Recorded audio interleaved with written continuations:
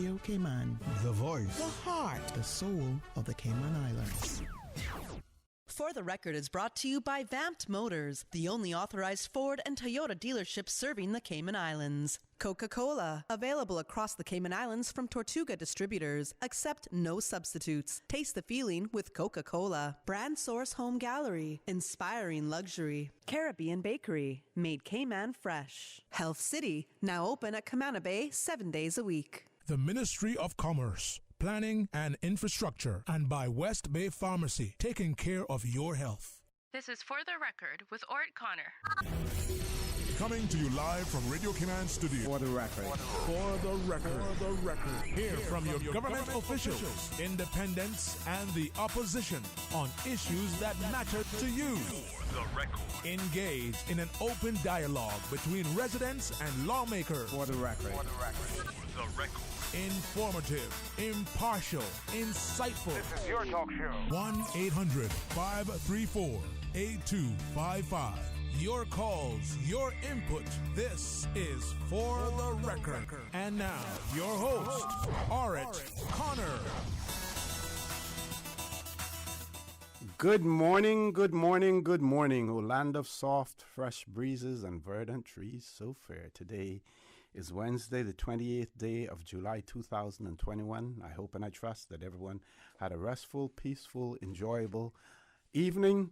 Those of you who may have been deprived of your internet access for a while yesterday, I hope everything has been restored, for you, and that you now have internet access as well. Certainly extremely thankful for the rains, even though we know that with the rains, we end up with the mosquitoes later on. But of course, if MRCU does their job, if they do their job, and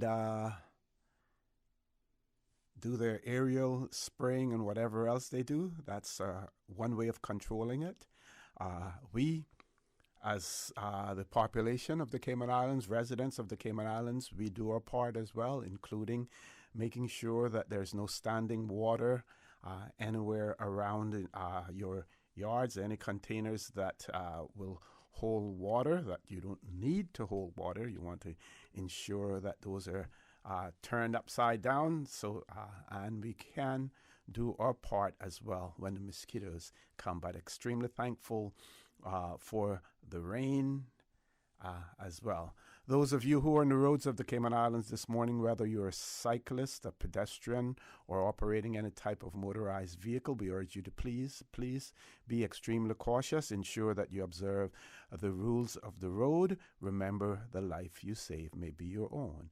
If you are celebrating a birthday today, like the gentleman who celebrated his 60th wedding anniversary on Saturday, and that is Mr.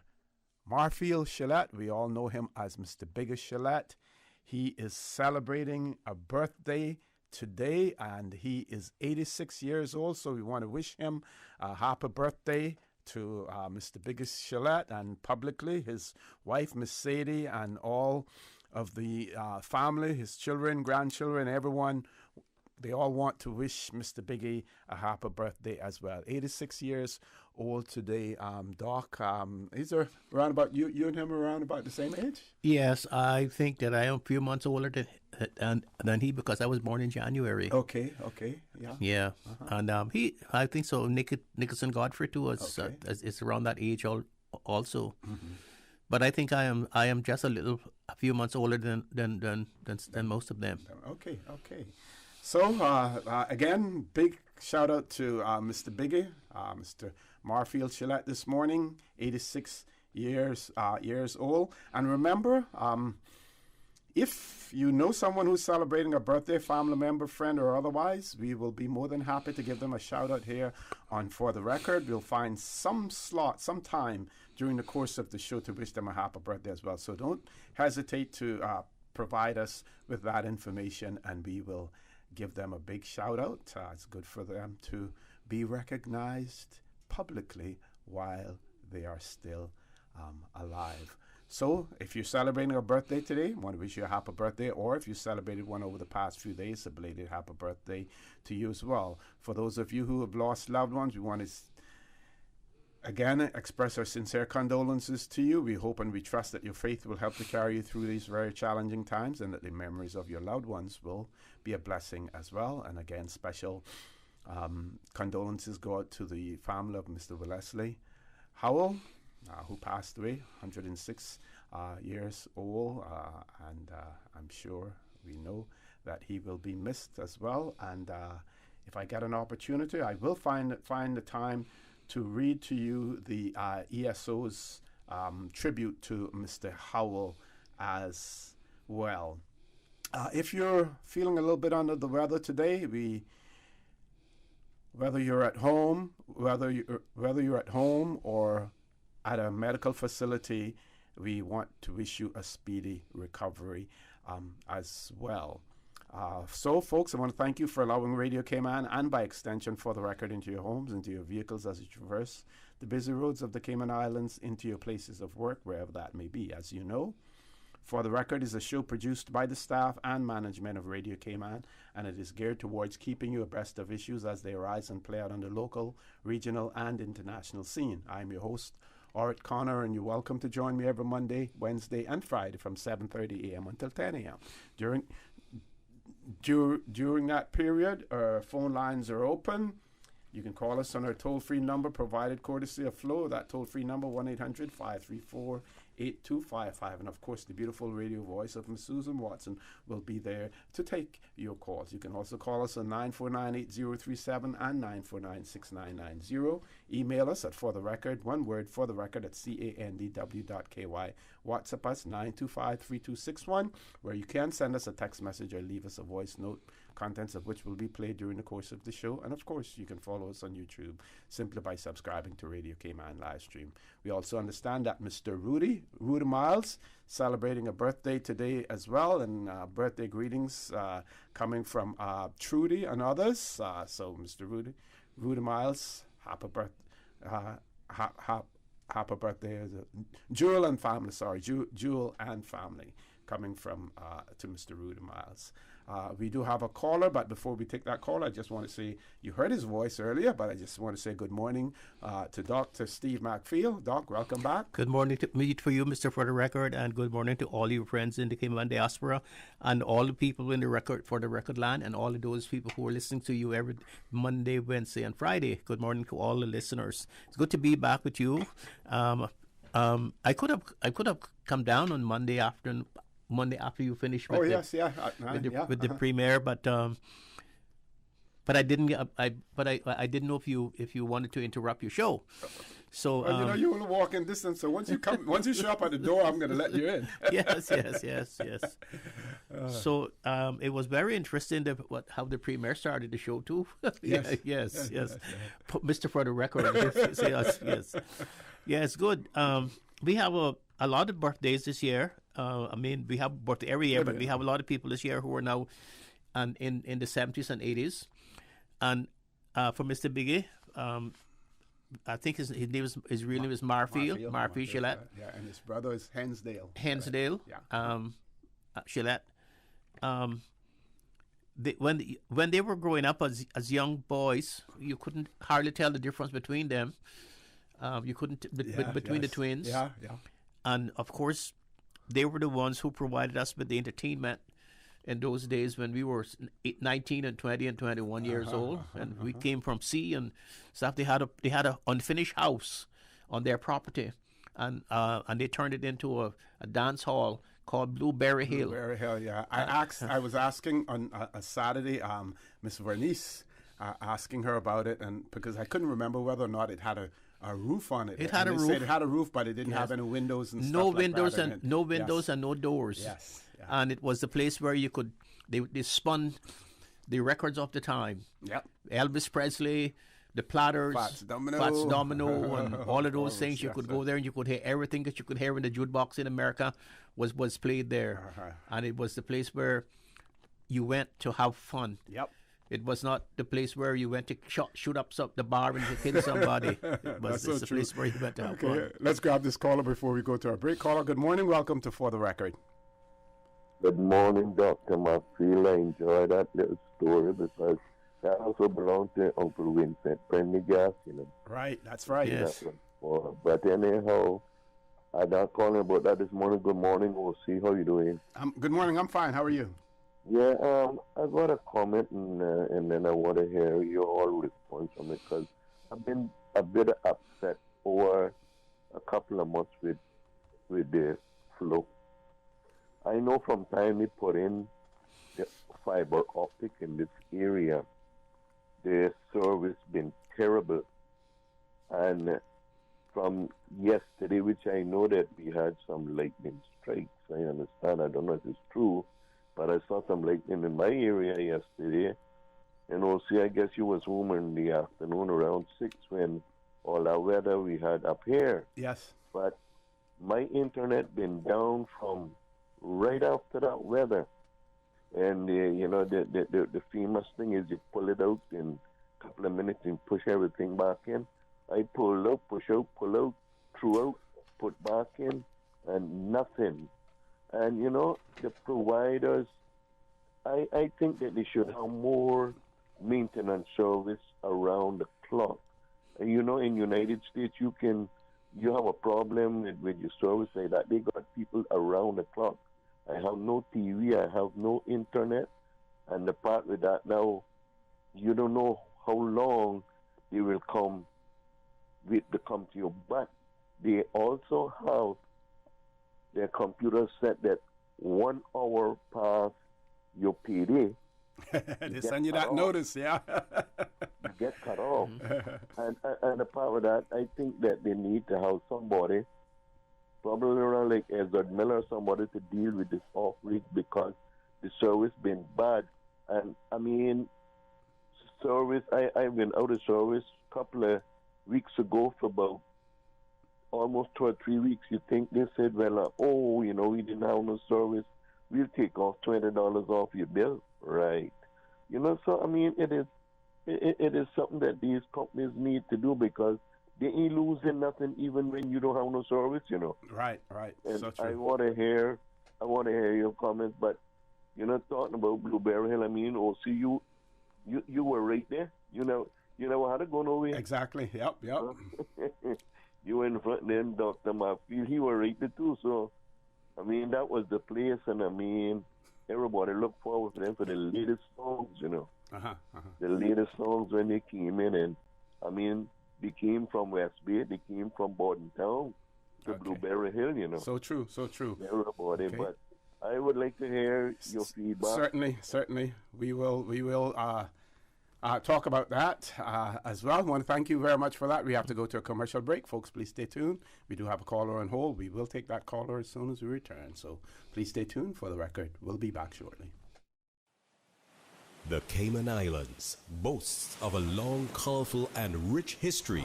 In tribute to our roots, Radio Cayman, the voice of the Cayman Islands, is pleased to bring you the Historical Vignette Series. Brought to you by Rotary Central. For more than 110 years, Rotary members have used their passion, energy, and intelligence to take action on sustainable projects. The Cayman Islands, he hath founded it upon the seas. Many romance stories have been told of the Northside courting voyages, which were made along the aquatic trails by suitors traveling to see their island sweethearts. From landing place at Great Tree Point, down past Rum Point, they would make their way to West Bay, then Georgetown Bacadere, Duck Pond, and other points along the North Sound. Radio Cayman's Historical Vignettes was brought to you by Rotary Central. For more than 110 years, Rotary members have used their passion, energy, and intelligence to take action on sustainable projects. Ladies and gentlemen, start your engines. A truly exciting event is just around the corner. 4 hours of Rotary Central Gumball Car Rally excitement. Saturday, August 21st, noon until 4 p.m. prizes around Gumball Rally car preparation, rally spirit, rally event notes, rally accuracy. Answer the questions and find the Rotary Central Gumball Rally finish line. The Rotary Central Gumball Car Rally, a fun event, not a race event. Register with only $100 per entry, up to 4 persons per rally car. The first ever Rotary Central Gumball Car Rally event. Register now at Rotary Central Facebook page or call 936-1344. Every Gumball Rally dollar will serve Rotary Central mental health projects. Rotary Central. Serve to change lives. What's that? No sugar, same amazing taste? Coca-Cola Zero Sugar is here to stay. Classic taste, pure satisfaction. Be sure to stop into any Tortuga location and get your own case of Coke Zero. Or grab an ice-cold one straight from the cooler. Brought to you by Tortuga Distributors Limited. Coca-Cola, taste the feeling, K-Man. West Bay, home to Barkas National Park, the touristy flair, a family community, a political powerhouse. From sports enthusiasts to car aficionados, affection for silver thatch roof. No matter how far you may venture, West Bay will always be where the heart is. Home will always be in West Bay. West Bay Pharmacy, caring for your home and your family. West Bay Pharmacy in Centennial Towers. Convenient, quality care is just around the corner. Did you know that defective airbags can cause serious injury or even death if not repaired immediately? Right now, millions of vehicles around the world are under recall for faulty Takata airbags, and yours could be one of them. At Vamt Motors, our priority is to make sure the Toyota or Ford you drive is safe. So we are offering customers a free, fast, and easy airbag swap out if your vehicle was manufactured in 2016 or earlier. Find out if you need to have new airbags installed by emailing your Ford or Toyota vehicle's VIN or vehicle identification number to service@vamtmotors.com or stop by Vamp's Service Center or call us at 949-2245. Don't risk it. Get the airbags in your Toyota or Ford checked for free at Vamp Motors on Walkers Road. Make your house into a home.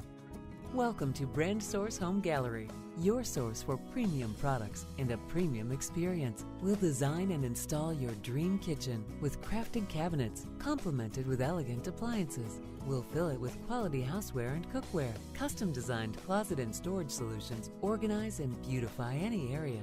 And with the finest bedding, you'll get a perfect night's sleep knowing Brand Source Home Gallery has everything you need to make your house a home. System 1 loaded. 1-800-534-8255. What is on your mind when it comes to the government, independence, and the opposition? Issues that matter to you. 1-800-534-8255. Waiting to hear from you. For the Record. This is For the Record with Ort Connor. Good morning and welcome back to For the Record. Going straight to the phone lines as promised. Caller, good morning. Welcome to For the Record. Morning, Mr. Orsi. How are you doing? Good morning. I'm fine. How are you? Good morning, Mr. Matfield. Good morning. Dr. Matfield. Good morning, ma'am. I was just wondering, given that we now have a lull, somewhat lull in the traffic situation, if they are going to be looking at particular junctions. So, for example, where we turn off of Smith Road onto, I'm not sure what that would be, I guess, Cool Road to get to that little roundabout near Mango Tree. And whether they were going to open that lane. So if you came off of Smith Road, you make the left. You have to come to that left. So you can either go right towards Jose's Esso or you go left to go towards Mango Tree. We have one entrance, and when you get down to that other roundabout, you still have one entrance.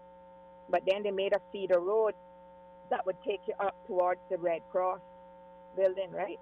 Next to the new farmers market. Yes. My question is that lane, when you come off of Smith Road, either way, either coming off of Smith Road from Cool Road or coming off of Smith Road from Smith Road, you have one feeder lane that then opens to that extra feeder that you can take to the Glass House or to the new farmers market. Yes. That has two lanes. why didn't they open that and have one lane dedicated to going left? Go Yeah. left.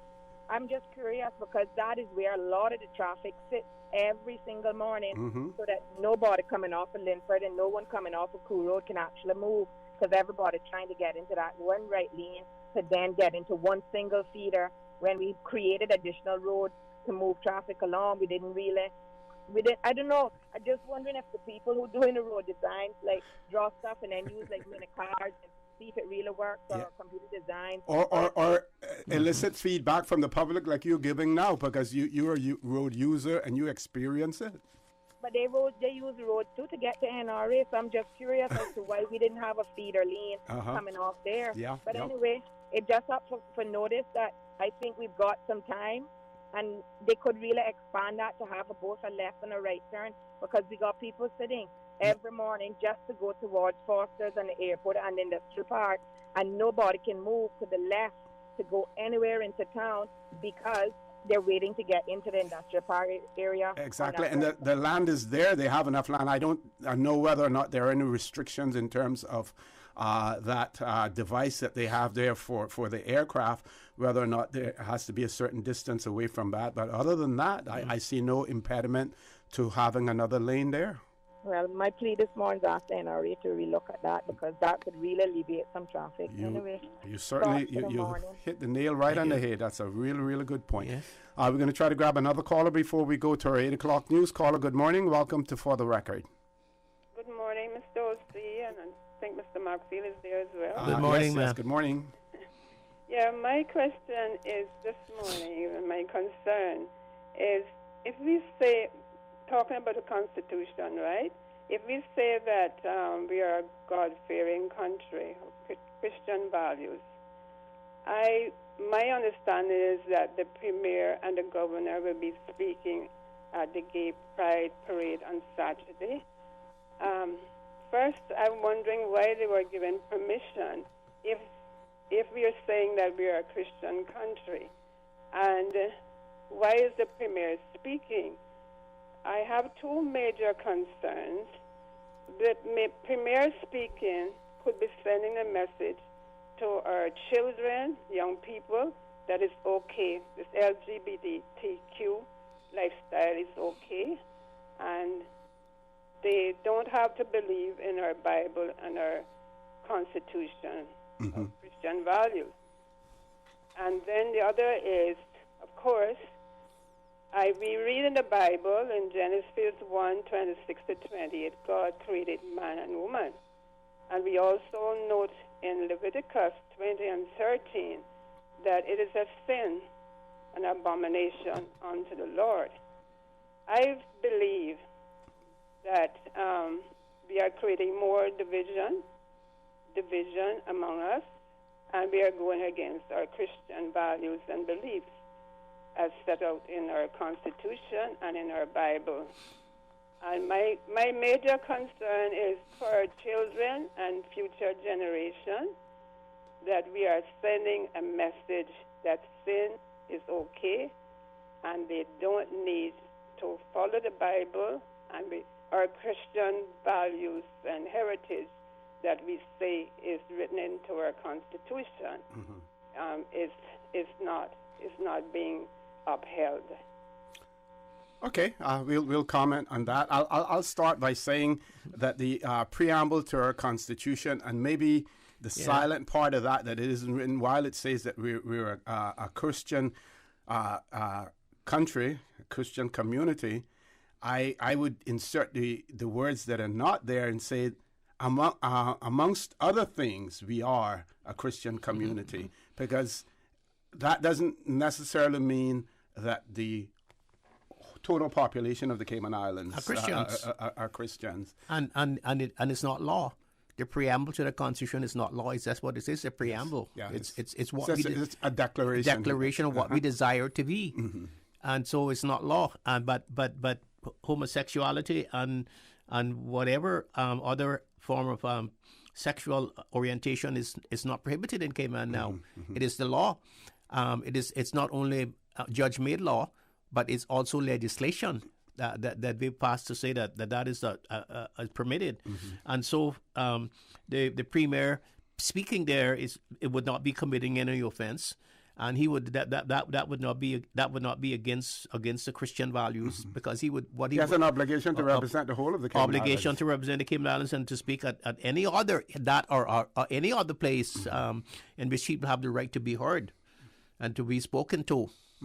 And the other thing that we have to address is the fact that those who may think and act differently than ourselves, we still have to respect the fact that they are a part of our community. That's right. They have rights as that well are protected, that are protected by our laws. Yeah. We cannot ostracize.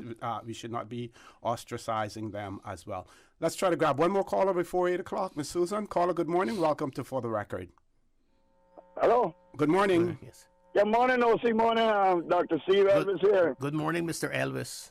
Yeah, good. I want to let the people know, you see, that the Premier, Mr. Patton, which our Premier is, respect and represent everybody, Cayman Island, don't care where it is. Yes. And I'm telling you one thing, he started off very good in my books because he spoke about the marijuana that the Christian people is jailing the young Caymanians for, because that's in the Bible too, but they don't speak about that part. But coming back to Christianity, Mr. O.C., I said it on Facebook. I said I don't go to church, but I am running for election, and if I'm elected, I have to represent everybody. And I put a cordial invitation to any denomination, any preacher, anybody that wanted to come and say an opening prayer for my political meeting. Hello. Not one showed up. Thank you very much, guys. Thank you. Thank you very much. And I think it's important for people to understand that those persons who are strict Christian observers of Christianity, that we have to respect their views as well. They have the ability and the right to speak there. Yes. None of us can force our views and our beliefs on others, but it is good to have the dialogue. And as long as we can continue to have dialogue that is respectful, and we listen to each other, we can all learn something from each other at the end of the day. I can see part of our history where the Christian faith was the only one in the Cayman Islands at the time. Now we have all different kinds of faiths there, and it's because we allowed other people from other countries who bring their religious beliefs with them and their faith with them, and so now we have to understand that too, that time changes brings all these different things that we have to tolerate. So I remember. Just around the corner from where my office was, there was a mosque there, and I was surprised to say, well, we have a mosque in Cayman. Yes, they're Muslims, and there are a lot of people there who are Muslims, so they also had to have a place to worship. And when I looked at that, I said, they have to have a place to worship too.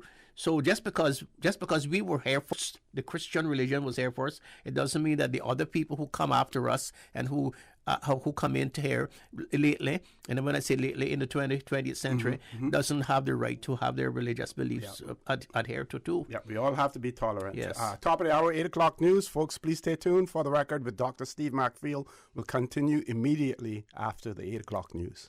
Thank you, Mr. Connor. And studio time now by Price Right is 8 o'clock. It's getting hot. I'd even say it's sizzling. You're right. It's a sizzling summer.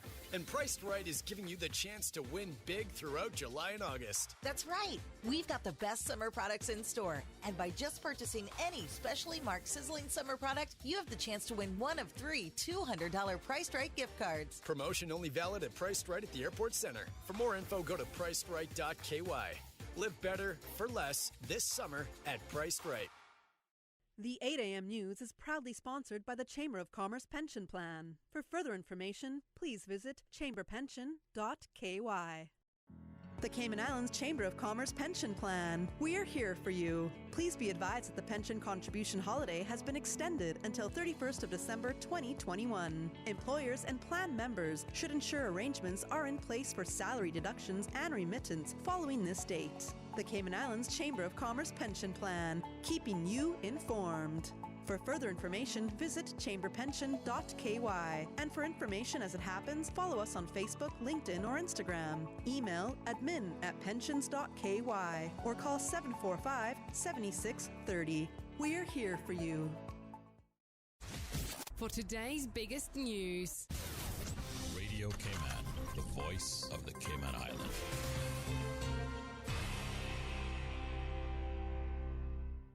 Good morning once again. I'm Dion Anglin. It's time now for Radio Cayman's 8 o'clock morning news. The Public Service Pension Board is working on a variety of improvements, including infrastructure upgrades. On the 30th of April 2020, the PSPB signed a contract with an external provider to deliver a new customizable pension administrative system. This partnership paved the way for work to begin on developing a new system that will allow the board to enhance member services. In his presentation to members of Parliament, Deputy Governor the Honourable Franz Mandison said the PSPB is also moving forward with its pension alignment efforts. In 2020, the government continued with plans to top up the pensions of long-serving public servants to align minimum pensions with the level of poor relief. To enact this change, the PSPB, in partnership with the POCS, undertook the necessary measures to assess the eligibility and implement the new minimum pension threshold of $850 per month for pensioners, which was increased to $950 in 2021. The PSPB team completed all of the uplifts on behalf of the eligible plan members. Mr. Mandison said the PSPB administered over 1,000 ex gratia and ex gratia uplight payments on a monthly basis during 2020. It's a busy time in real estate. Radio Cayman's April Cummings has more on a new development on West Bay Road. Pageant Beach Hotel Limited, the developers of the Grand Hyatt Grand Cayman Residences, and Kim Lund, broker-owner at RE/MAX Cayman Islands, the exclusive listing broker for the residences, say sales of the development have crossed the U.S. $150 million mark. The 10-story Grand Hyatt Cayman Resort features 167 luxury residences on West Bay Road at the Pageant Beach site between the Wharf Restaurant and Poinsettia condominiums. The property is currently under construction, and Mr. Lund says it will be the island's second 5-star internationally branded resort. He says it is already 75% sold out. April Cummings, Radio Cayman News. In other local news, on Monday evening, family, friends, staff, and clients of the Sunrise Adult Training Center went out for an evening of celebration. CIGTV's Donna Bush has more. The center's employment partners and the minister responsible, the Honorable Andre Ebanks, also attended the event, which highlighted the annual stage production put on by the clients. Director Kim Voden says she is proud of the talented clients, their growth, as well as their performance. CIGTV's Donna Bush. In regional news, here's Carib Update's Wendy Chateau. Barely a month after announcing relaxed COVID-19 measures, the Jamaican government has been forced to backpedal, pushed by rising infections numbering an average 135 new cases per day, with a staggering 1,318 new cases already recorded for the month of July alone. Consequently, Jamaicans will, beginning Wednesday for the next 2 weeks at least, experience tougher curfew hours, as the administration seeks to reduce the amount of time allotted for movement. The new measures attracted mixed reactions among the business sector, with some people saying that they would negatively affect operations, while others argue that the government had no choice and did the right thing. Only last Tuesday, Prime Minister Andrew Holness had hinted that based on the uptick in cases island-wide, the government would have to rein in nationals earlier than August 10, when the latest set of measures were set to expire. Addressing the nation Tuesday afternoon, Holness said based on the rapid increase in infections being seen, it was clear that the government needs to act now, especially given plans to reopen schools for face-to-face interaction in September. And now for a look at news elsewhere, here is the BBC. President Macron has said France owes a debt to French Polynesia for nearly 200 nuclear tests it carried out there over 3 decades. but he stopped short of apologising. Here's Emily Horler.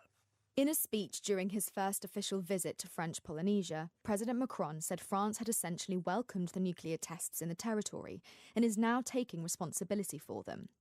The tests began in the 1960s as France developed its nuclear weapons program. Only 63 Polynesians have received compensation for radiation exposure since the tests ended in the 90s.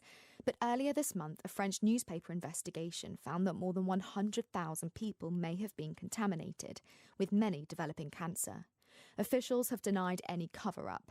Locals see the tests and their fallout as evidence of racist colonial attitudes. The US Secretary of State Antony Blinken has warned that Afghanistan would become a pariah state if the Taliban failed to respect the rights of the Afghan people. He was speaking in India, where he's been discussing the Taliban's rapid military gains. Dan Johnson is there.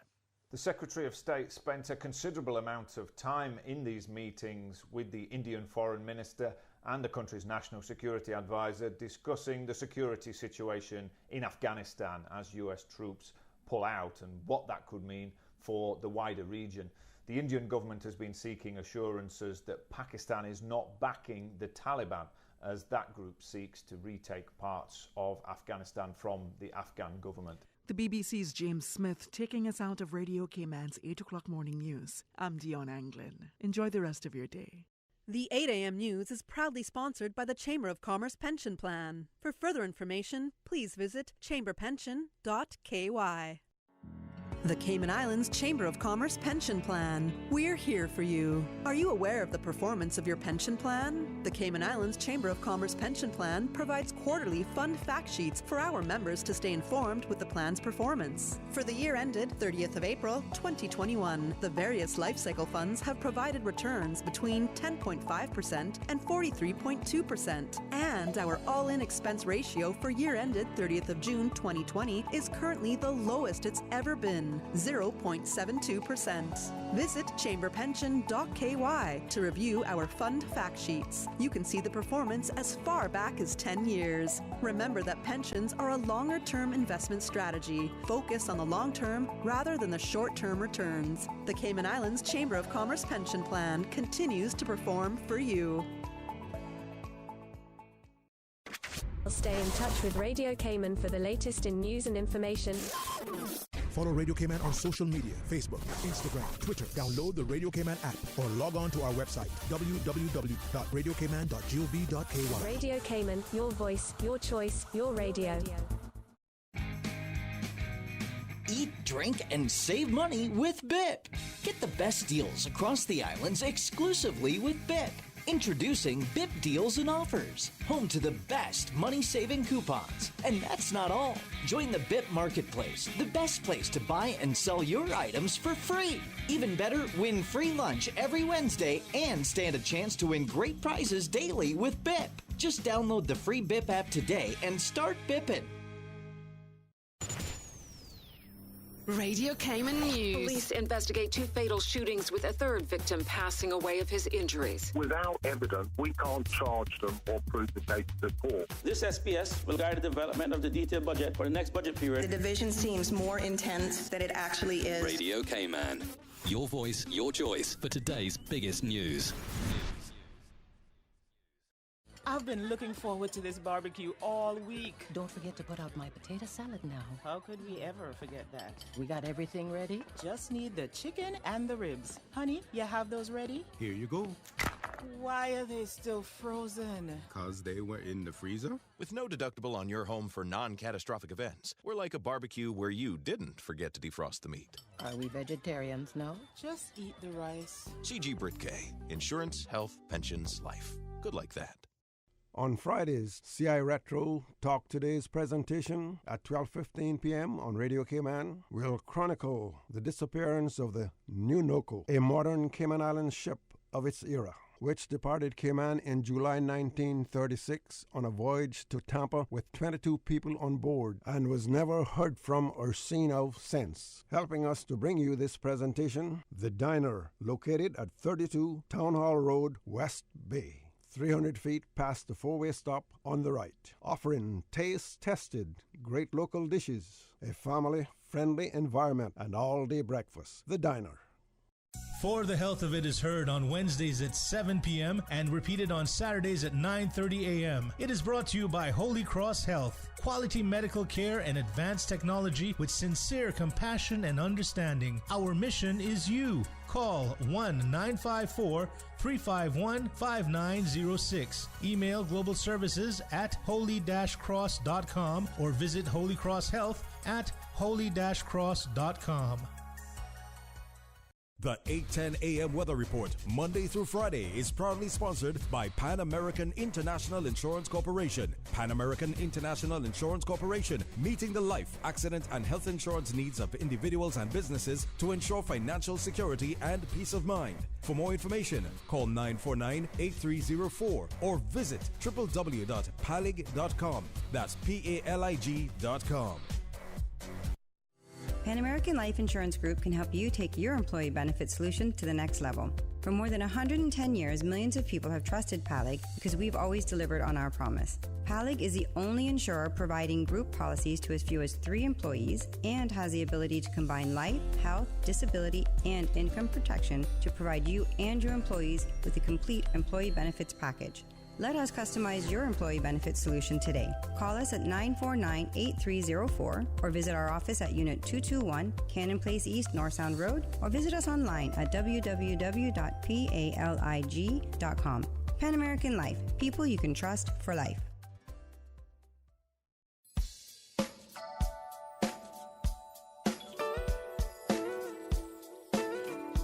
Good morning. Let's take a look at the latest weather report.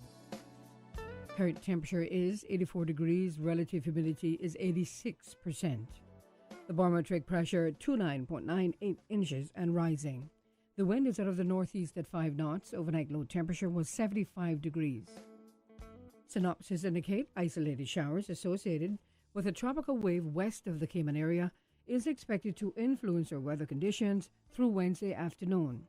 Radar images show isolated showers south of the Cayman area moving towards the west to northwest. The forecast for today calling for partly cloudy skies becoming cloudy at times with a 30% chance of showers and possible thunder, and temperatures will be in the upper 80s. Winds will be easterly at 10 to 15 knots, and seas will be slight with wave heights of 1 to 3 feet. Tonight, partly cloudy skies with a 30% chance of showers, and temperatures dipping to the upper 70s tonight.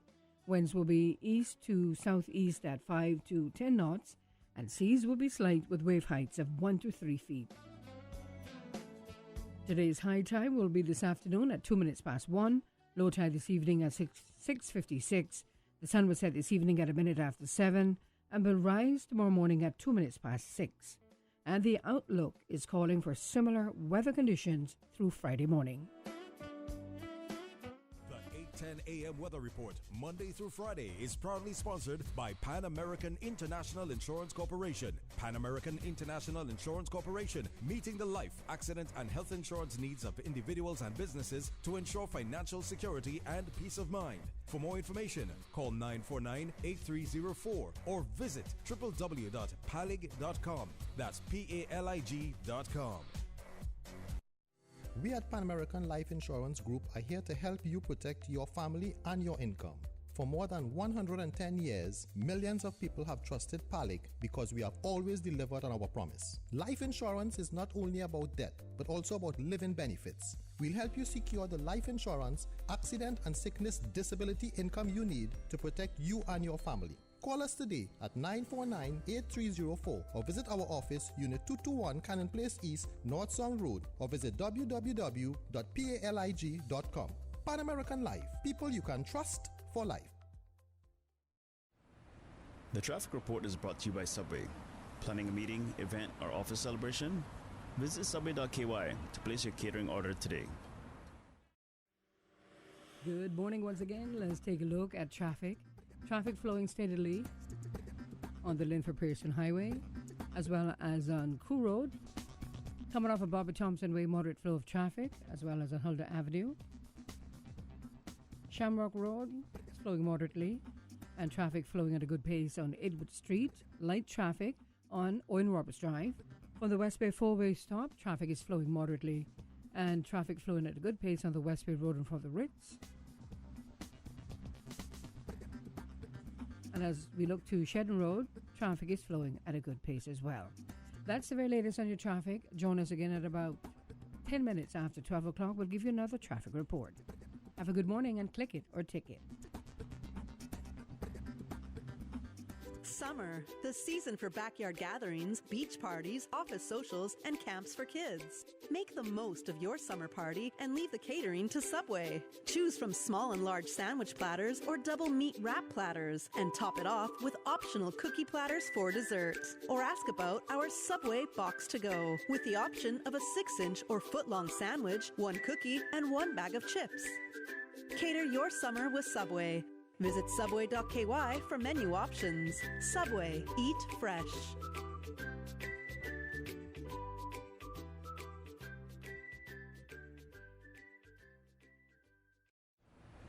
The traffic report is brought to you by Subway. Planning a meeting, event, or office celebration? Visit Subway.ky to place your catering order today. Dreaming of a great career or degree? The Caribbean Examinations Council offers regionally and internationally recognized qualifications to help you get there. These include the Caribbean Certificate of Secondary Level Competence, CCSLC, the Caribbean Secondary Education Certificate, CSEC, the Caribbean Vocational Qualification, CVQ, Caribbean Advanced Proficiency Examination, CAPE, and the CXC Associate Degree. These exams may be done while in school or out of school at private learning institutions. Visit cxc.org to learn more. With CXC, you're in control. 3T Cayman MRI is the patient-friendly MRI experience in the Cayman Islands. With the most advanced scanner on island, utilizing cutting-edge technology, and a team of highly trained radiologists and technologists with the experience that rivals any clinic in the world. Our suite is designed for patient comfort, with the largest patient opening of any scanner, and additional features to minimize anxiety during your scan. Come to 3T Cayman MRI for your patient-friendly experience. Learn more at 3tcayman.com. Prospect residents are invited to a free health screening at the constituency office of Miss Sabrina Turner, Thursday, July 29th from 3 to 6 p.m. at 33 Marina Drive. Along with health screenings, COVID vaccinations will also be made available to Prospect residents. No appointments are necessary. However, Prospect residents are encouraged to arrive early. For more information on the health screening, call 926-8080.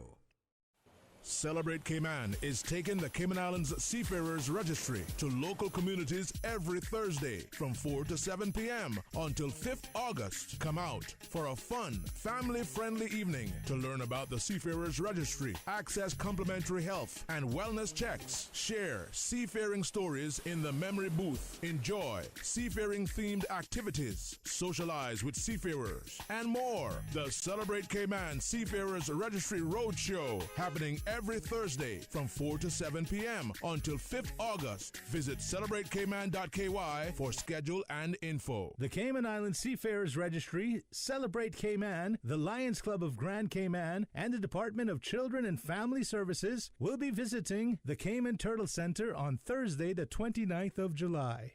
For the record, with Ort Connor. Initiating system. For information that matters. For the record, with Ort Connor. Continues right now on Radio Cayman. Good morning and welcome back to For the Record. It's my pleasure to have in the studio with me this morning Dr. Steve MacPhail. Carrying on from the conversation from one of the callers, I'm going to share this. This person has written and said, my input on the matter of, about the LGBTQ is that my understanding of the LGBTQ community is that they carry on and complain about their rights, and we as Christians or anyone who doesn't believe in their lifestyles or their lifestyle are supposed to accept it and have no say on how they feel. And Christians are criticized on voicing their views on the matter. More or less, my understanding of this is they're saying that we have no right to voice our feelings on the matter. They have more rights to do this.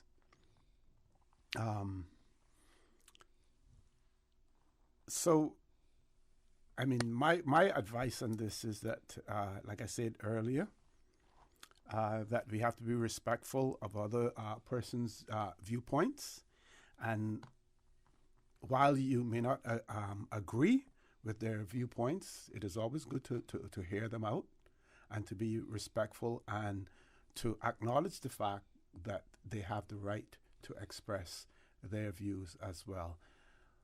As long as one side does not try to trample on the other side's rights or demonize them in any way, then you find at the end of the day that we can all coexist. Yes, there's room for everyone, I think. And I understand why some of the Christian people feel the way they do, because, you know, when you like I said before, when you were here first, you feel that you have carved out certain rights that are peculiar to you. And I don't understand why the Christians have to feel so threatened, because if you actually are forming your beliefs and in your dogma, and if you actually believe what you preached, I don't think that you should feel so threatened about other people's beliefs. I'm not threatened by other people's belief, you know, and I was brought up into a Christian home, although I don't go to church like I used to when I was a young person, but it doesn't mean that I still don't believe in and those I don't carry those spiritual values with me. I carry them along with me every day, and I'm not threatened by other people's behavior, as long as they don't impinge upon my territory, my mental territory, and physical territory. And I think that you know, I tolerate them. It's not. I don't actually want to be within that lifestyle. I wouldn't practice that lifestyle myself. But it doesn't mean that if someone wants to do it, then that they shouldn't. I should prevent them from doing so. And that brings me to something I had experience within the courts a few days ago about a young gentleman who's like 18 years old, and already he has been in court now for ganja possession and for other things. And you know, the judge and I thought, well, is he worth saving? Because he started smoking from the time he was 15 years old.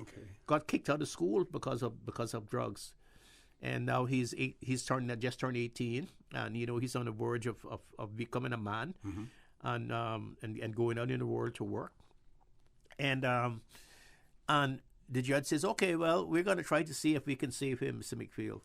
And the judge says, well, I'm not going to sentence you now. I'm just going to leave it the way it is, and I'm going to ask you to come back. I'm going to ask you to come back to court, but these are the days that you have to go to get tested to see if you're still using. So he came to court a few days ago, and the judge sent him out of court to take the test, and he was positive. And I was very upset and angry with that, because here we are trying to save a life, save a person, and who's just turned 18 years old, and then he can't even adhere to a decision that was made in his favor to benefit him. But do you think that you and the judge did enough? Can he do it on his own, or should he have been referred to a third party? Well, he was referred to it. He was referred to a third party, and there was a report. There was a report made, which was favorable to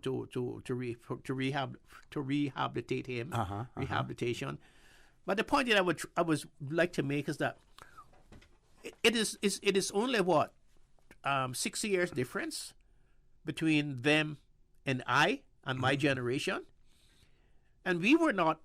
I mean, we knew it existed here, and there was access to it, but we didn't indulge in something that we knew that would take us to prison and that would harm our future.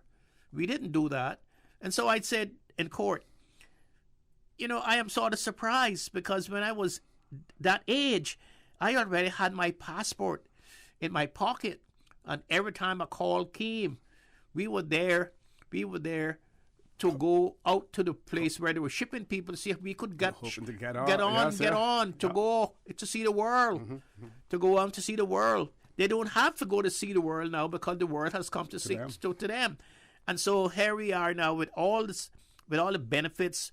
Because can you believe today, a kid's growing up in Cayman has university to go to, has college to go to. We didn't have any college and a university to go to. Can stay right home and do it if they want, or go overseas. Stay right home and do what they want.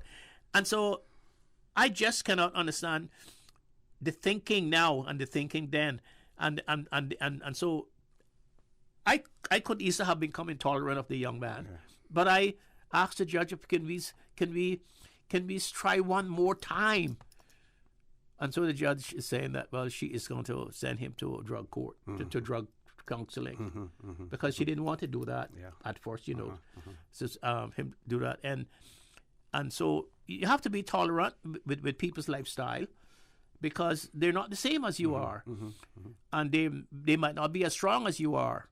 And each one have their social, their political, and their spiritual limits. Yep. And then we have to recognize that too. Yeah. We have two callers. Let's grab the callers. First caller, good morning. Welcome to For the Record. Yep. Morning, Mr. Dorsey. Good morning. How are you, sir? Morning. Yeah, Mario Eubanks here. How you doing? Fine. Good to hear your voice. Same. Good morning to Mr. Frank, Mr. McFeel as well. Good morning, sir. Yes. I want to first of all give sympathies to those folks who are bereaved in our communities during this time. Also, what they wish is the others that you have mentioned as well in your show earlier. Please give me a couple of minutes to just give a little bit of history of World War II and how this relates to us in our World War III, which we are fighting right now with COVID-19. In 2019, in May, June 2019, myself and my wife went with a group to Normandy, the beaches of Normandy in northern France, on a tour called Saints and Soldiers Tour. It was a World War II a tour, a D-Day history, which was a turning point in World War II, as both of you know, you're also scholars of history as well. During that tour, we visited a number of historic points of interest. Cherbourg is a seaport that was used, bringing a lot of supplies out from the UK, from England, to support the war effort and D-Day. We went to also a place called St. Mary Église, which is a town where the paratroopers landed on the 5th of June. Remember, D-Day was 5th and 6th of June. And so on the 5th of June, before D-Day actually started, these paratroopers landed at night in advance of D-Day landing. And some of them landed even on church steeples, and they were caught. Their parachutes were caught up there, and some of them were stuck there all night. And the next morning, the Germans saw them hanging on these church steeples. We went to that town and saw that as well. We went to a place called Pont de Hoc, which is the high cliffs on the beaches where the Marines, the brave Marines, had to come ashore from the cold, dangerous waters of the English Channel to mount those cliffs. And as they pulled up on those cliffs with their ropes, they were being shot at by the Germans up at the top of those hills. And as one Marine fell down back to the ground, the other one continued climbing, and eventually they captured that Pont de Hoc and were able to move ashore.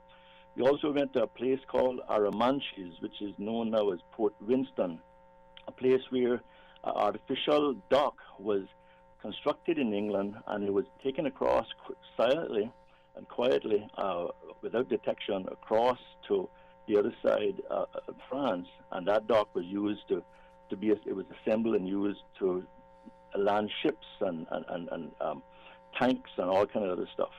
We also visited the beaches of Utah, Omaha, Gold, Juneau, Sword.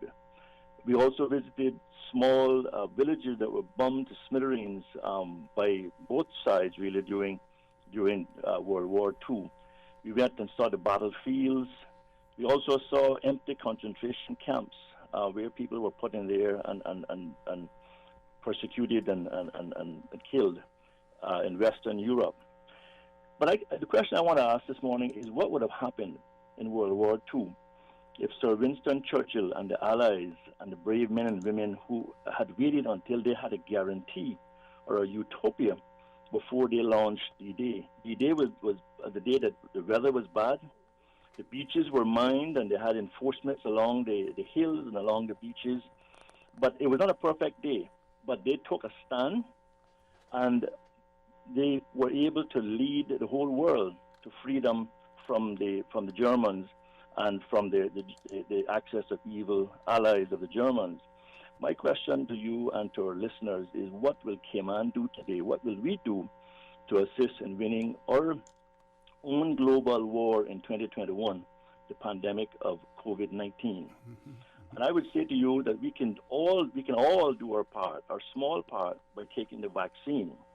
And this is our only weapon, or known weapon, against the enemy of COVID in 2021. Plus, we also have to observe health and safety protocols. Gentlemen and listeners, over 1 billion people have been vaccinated globally. It's safe. There's possibly minimal side effects for some people. But this COVID-19 World War III, as I call it, is now becoming a pandemic of the unvaccinated. And sadly, amongst us, there are people who are preaching anti-vax vaccine misinformation. But I want to ask those people who are doing that, what is your alternative? What is your solution? What better way forward do you have to win this war? And I want to appeal to our Caymanians and our residents in these islands, not just to open the borders for economics, but for humanity. Let's do our part. Let's be resilient. Let's do our part to fight the enemy of World War III, which is COVID-19 virus. Mm-hmm. And so, will it be said of us? Will it be said of us in history, 75 or 80 years from now, that we were bold and courageous, or were we coward and deceitful, and we dug our head into the sand and did nothing? We have to do this, our friends. We need to do something about this, and the only thing that we have now to as an interim measure is to take the vaccine, and we must all be able to do that, please, because this is our enemy. It's an invisible enemy. There's no bomb that we can drop on this. There's no, whereas the Americans were able to bomb Nagasaki and Hiroshima in World War II, there's no bomb that we can drop on COVID-19. But our bomb, our weapon that can work, is we all become vaccinated, and we can all have a better chance of surviving this virus and not spreading it. And if we get sick, not become deadly sick and have to end up into hospitals with ventilators and dying, and we have funerals galore. So true. Which is a bad thing. The last thing I want to say to you before we leave is a little poem, a little quote. I can't get the author of it or the poet, but it goes like this. On the plains of hesitation bleach the bones of countless millions who, at the door of victory, sat down to wait, and while waiting, they died. Are we going to die, or are we going to take action? We're almost there, and I want to encourage people to think about the bravery and courage of the heroes of World War II, and let's all step forward and do our little small bit to win World War III. I thank you for your time, gentlemen, and God bless you. Have a good day, and this is Mario Eubanks signing off. Okay, thank you. Thank you very much for that, Mr. Mario. We just have another caller on hold. We take that commercial break, Ms. Susan, and when we return, we'll take the other caller, so please stay tuned. For the record, we'll be back shortly. Roma United Sports Club and JN Money presents the official Jamaican Independence Celebration and Health Fair on Friday, August 6th at the Lions Center, featuring local and international acts, kids talent contest, dancing contest, and best dress contest. Lots of prizes and giveaways, plus the good Jamaican food, music by Slaughter Rich, The Entertainer, and DJ Marcus. Health Fair from 5 p.m. to 9 p.m. Free PSA test. Free blood pressure and diabetes checks. Don't miss it. The Jamaica Independence Celebration and Health Fair on Friday, August 6th at the Lions Center. What's that? No sugar, same amazing taste? Coca-Cola Zero Sugar is here to stay. Classic taste, pure satisfaction. Be sure to stop into any Tortuga location and get your own case of Coke Zero. Or grab an ice-cold one straight from the cooler. Brought to you by Tortuga Distributors Limited. Coca-Cola, taste the feeling, K-Man. Health City is now open at Camana Bay, offering a wide range of specialties at our state-of-the-art Camana Bay Clinic. We are here to help you save time and feel better. We are open weekdays, weekends, and evenings for your convenience and are dedicated to reducing your wait time while improving your health. Friendly staff, expert care, lab services, and diagnostics in one convenient location from the hospital you know and trust. Health City at Camana Bay, within your reach. Did you know that defective airbags can cause serious injury or even death if not repaired immediately? Right now, millions of vehicles around the world are under recall for faulty Takata airbags, and yours could be one of them. At Vamt Motors, our priority is to make sure the Toyota or Ford you drive is safe. So we are offering customers a free, fast, and easy airbag swap out if your vehicle was manufactured in 2016 or earlier. Find out if you need to have new airbags installed by emailing your Ford or Toyota vehicle's VIN or vehicle identification number to service@vampmotors.com or stop by Vamp's Service Center or call us at 949-2245. Don't risk it. Get the airbags in your Toyota or Ford checked for free at Vamp Motors on Walkers Road. Calling Caymanian nature lovers. If you are an avid Caymanian environmentalist, the Royal Society for the Protection of Birds in the UK have opened up recruitment for a part-time post as Community Engagement Officer in Cayman Brac. This 3-year position is perfect for an enthusiastic, passionate person who would like to help protect some of the most threatened reptiles on the planet and safeguard unique pockets of our sister islands. For more information on the part-time position, the advertisement is reposted on the Cayman Islands Department of Environment social media pages. Deadline to apply is August 1st, 2021. Census 2021.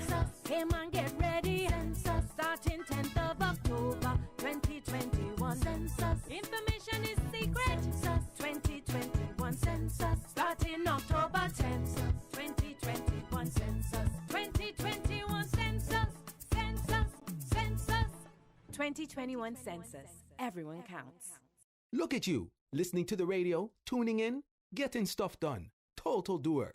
Maybe you're driving, maybe you're getting your oil changed, or grabbing some chicken. Maybe you're doing something that's nobody's business but yours.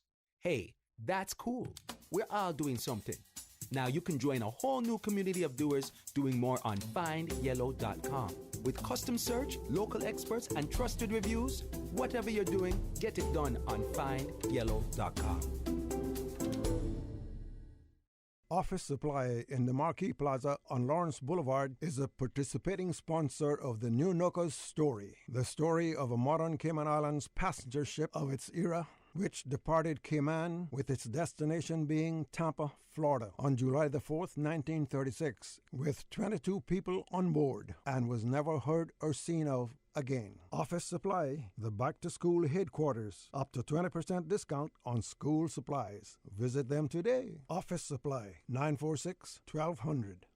System 1 loaded. 1-800-534-8255. What is on your mind when it comes to the government, independence, and the opposition? Issues that matter to you.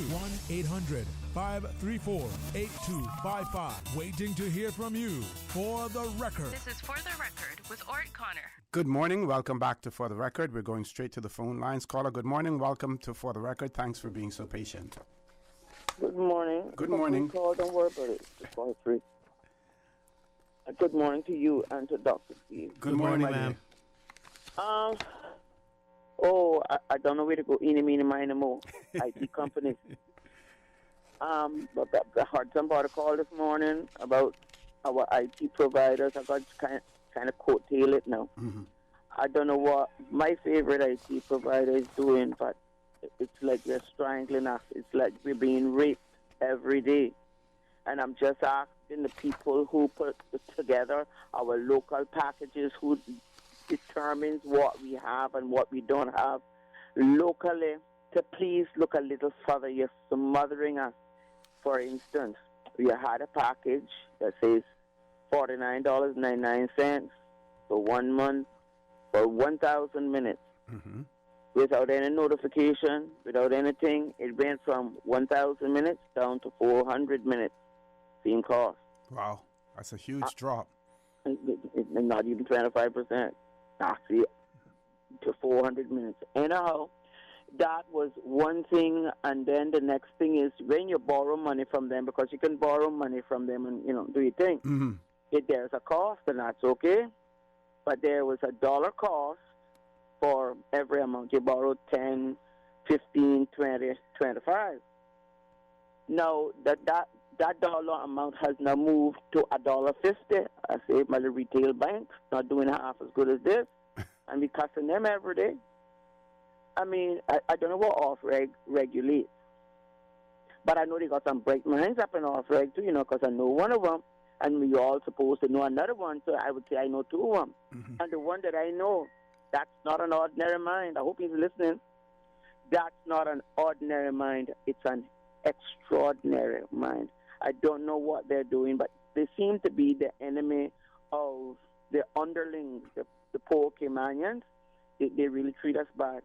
So caller, when in the days when we removed the monopoly and we allowed other providers to come in here, we were told that competition would mean that lower prices. Is it happening?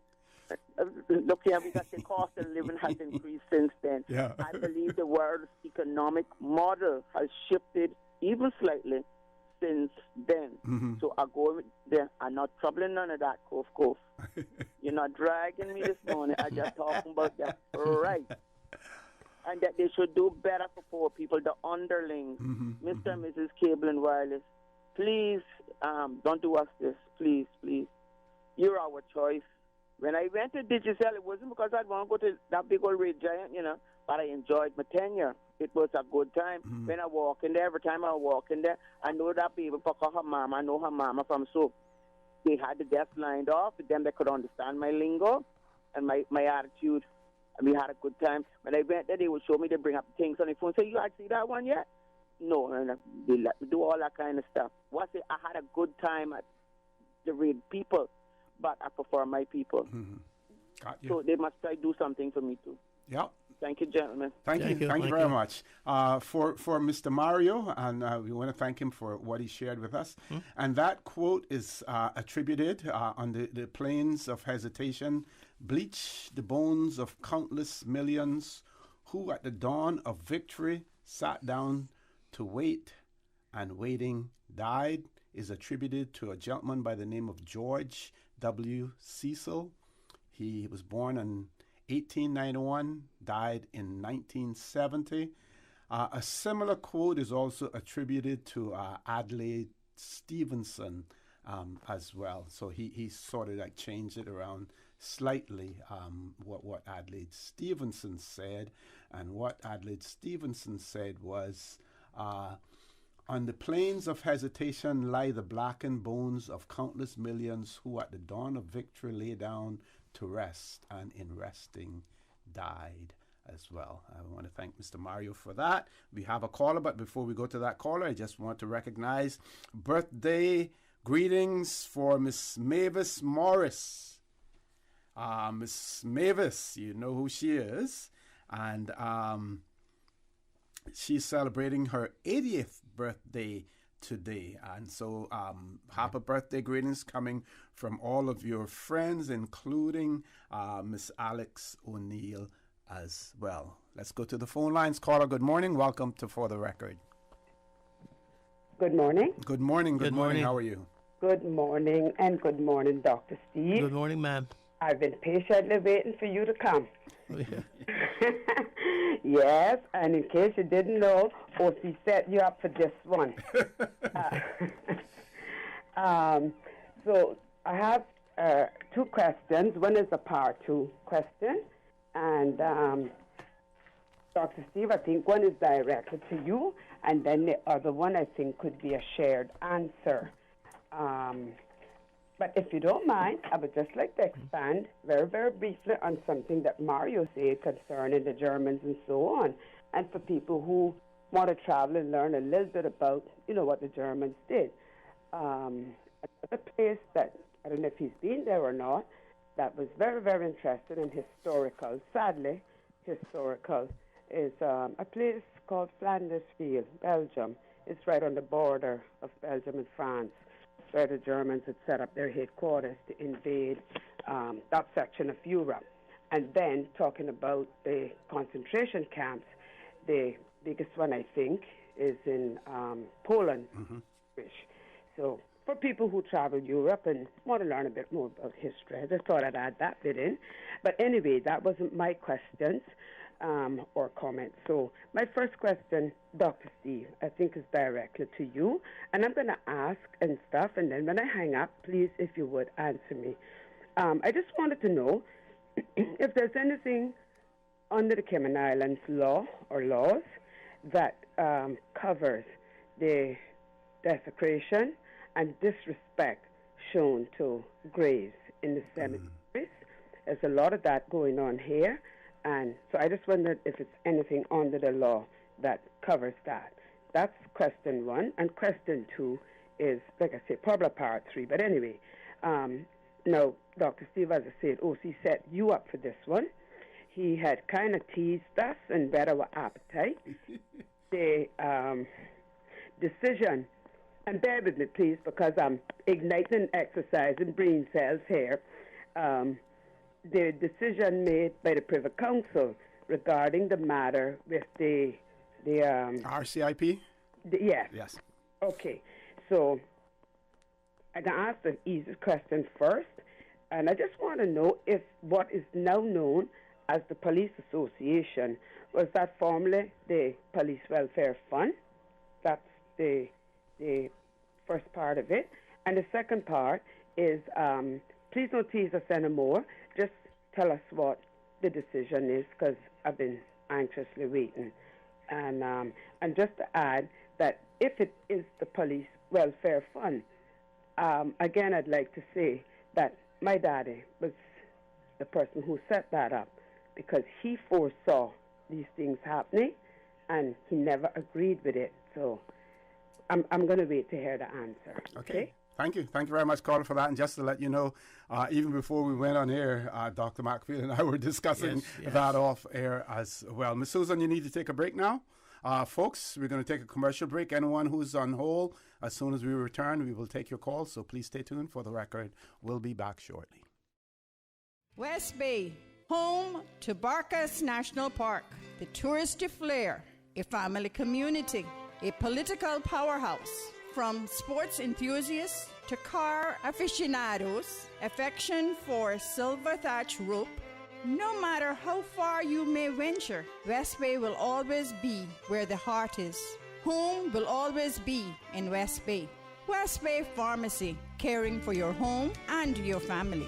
West Bay Pharmacy in Centennial Towers. Convenient, quality care is just around the corner. What's that? No sugar, same amazing taste? Coca-Cola Zero Sugar is here to stay. Classic taste, pure satisfaction.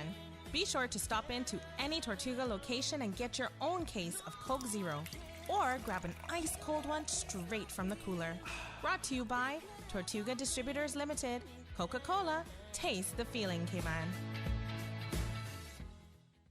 Make your house into a home.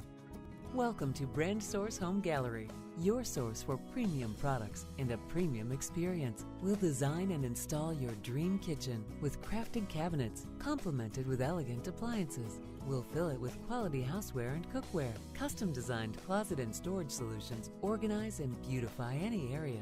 And with the finest bedding, you'll get a perfect night's sleep knowing Brand Source Home Gallery has everything you need to make your house a home. Ready, set, goal! Enjoy the latest and greatest sports events live on SportsMax. With every Digicel Prime bundle, get dedicated data for your SportsMax app so you can catch all the live action and more right at your fingertips, anytime, anywhere. Get your 30-day Digicel Prime Bundle Plus for only $55 and start watching, because catching gold is better on a bundle. Digicel, better together. Why is alcohol bad for me? Look, you're too young for that, eh? Don't try to scare your child about drinking or tell them you can't handle it. Instead, tell your child that alcohol can be bad for their growing brain. Tell them it interferes with their judgment and can make them sick. Underage drinking has severe consequences, including injury or death from accidents, academic problems, and even other drug use. Young people who drink are also more likely to have health issues, such as depression and anxiety disorders. Once children hear the facts and your opinions about them, it is easier for you to make rules and reinforce them. This message is brought to you by Radio Cayman and the National Drug Council. For the record, with Ort Connor. Initiating system. For information that matters. For the record, with Ort Connor. Continues right now on Radio Cayman. Good morning. Welcome back to For the Record. Any callers in Holman, Susan? No callers. So, Doc, two questions that the last caller had, whether or not this new entity that represents the Royal Cayman Islands Police Service, members of that, whether or not that is the same thing as the Police Welfare Association, it was called at the time. I believe that's an offshoot of that. That's a continuation of that, I do believe. I think that's an offshoot. I think the Police Association is an offshoot of the original entity that was set up to look after police matters within the police force. I think that's it's I wouldn't say it's the same thing, but it's an offshoot from that. I think it evolved into the police the police members association. Yeah, I'll tell you what the exact term is. Yes, go ahead. And yes, I am so dissatisfied with the Privy Council's decision. Although I am satisfied that they didn't throw the case out, but I'm satisfied with how they dealt with it in the end, because the Privy Council found that the police officers who brought the case up to the Privy Council for discrimination against age, they found that the Privy Council found that they could not prove discrimination against age. That the fact that the commissioner's policy that all those who have joined the police force before the November 2010 would have to retire at 55, and those who joined the police force after November 19, 2010 could retire at 60. That was not discrimination. They found that decision was not discrimination. That policy was not discrimination. What they did find, though, that it was. And because it was not discrimination, it did not contravene Section 16 of the Constitution. And for the listeners, Section 16 of the Constitution says, the government shall not treat any person in a discriminatory manner in respect of the rights under this part of the Constitution. And in this section, discriminatory means affording different and unjustifiable treatment to different persons on any grounds such as sex, race, color, language, foreign language, religion, political or other opinion, national or sexual origin, association with a national and minority, age, mental or physical disability, property, birth, or other status. Now, the Privy Council spent so many pages of their judgment to say that the commissioner's policy of saying that you should have to retire before at 50 instead of 65 if you had joined the force before November 2010 was not a discriminatory by age. The Privy Council went and they find all kinds of gymnastics, judicial gymnastics, to find that did not contravene Section 16 of the Bill of Rights. What they did find, although, is that the policy of the commissioner was in contravention of Section 19 of the Bill of Rights, and Section 19 says all decisions and acts of public officials must be lawful, rational, proportionate, and procedurally fair. And so the Privy Council found that it breached that section of the Constitution. There were also some preliminary matters of whether some people had standing. The Privy Council also found that those people had standing to be able to participate in the appeal. And I think those are some persons who decided not to take up the offer, but went out and work in the private sector. Not to take up the offer because they had not applied. They had not applied to after they retired to come back as policemen. Mm-hmm. Because some of them, because the commissioner's policy said that you could come, if you were, for instance, if you were an inspector or sergeant or chief inspector, you could come back after age 55, but you had to come back as a constable. Mm-hmm. And some of them refused to take up the offer to come back as constables. Or senior constables. So the Privy Council said that they also had standing also to bring them in the action because the Attorney Generals who was the respondent along with the Commissioner of Police was saying that those people didn't have standing to be involved in the suit, in the action. Privy Council said they had standing. Okay. But what the Privy Council did was, although the Privy Council say that... Doc, now I'm going to ask you to hold back. Ms. Susan, you ready for us now? Or are we... Go ahead. We still have 2 minutes, sorry. What the Privy Council did, even though they said that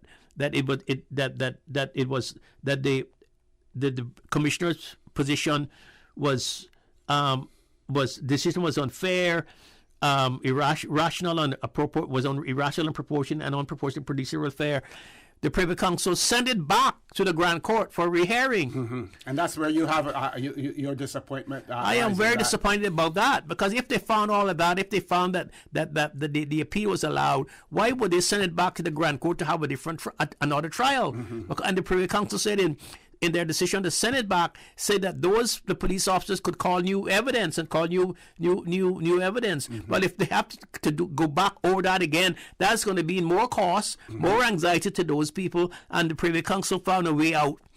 What they did, although they found that the appeal would be allowed on those grounds, they found a way out to send it back to the Grand Court, so they're not better off. But the Privy Council decision does not make them any better off than when they appeal to the Privy Council. Because the Grand Court at the end of the day could come back arrive with the same decision. Mm-hmm. And the Court of Appeal could arrive with the same decision as well. Okay. And for the benefit of our listeners, it's the association for the police is called the Royal Cayman Islands Police Association. Yes, that's what it is called now. And the respondents in the case was the Royal Cayman Islands Police Association, and the respondents were the Commissioner of Police and the Attorney General. They were the respondents in the matter. Okay, top of the hour headline news at 9 o'clock. Folks, please stay tuned. For the record, we'll be back shortly. You are listening to Radio Cayman, the voice of the Cayman Islands. Today's biggest news. Radio Cayman, your voice, your choice. Local, regional, international. This is Headlines from Radio Cayman's newsroom. Today's biggest news. Grand Cayman was named one of the best islands in the world. Global travel site Big 7 Travel has officially released its annual list of the 50 best islands in the world. Grand Cayman is 33rd on the list. Good morning, I'm Dion Anglin with your headlines and news elsewhere. When Simone Biles, four-time Olympic gold medalist, multiple world champion and arguably the greatest gymnast of all time, withdrew from the team and all-around events at the Tokyo Olympics, it was headline news across the U.S. and the world. The American spoke about the importance of preserving her mental health and the need to protect our minds and our bodies, adding, "We are people at the end of the day." Biles' decision drew praise from many, but there were others who accused her of using mental health as an excuse for a below-standard performance.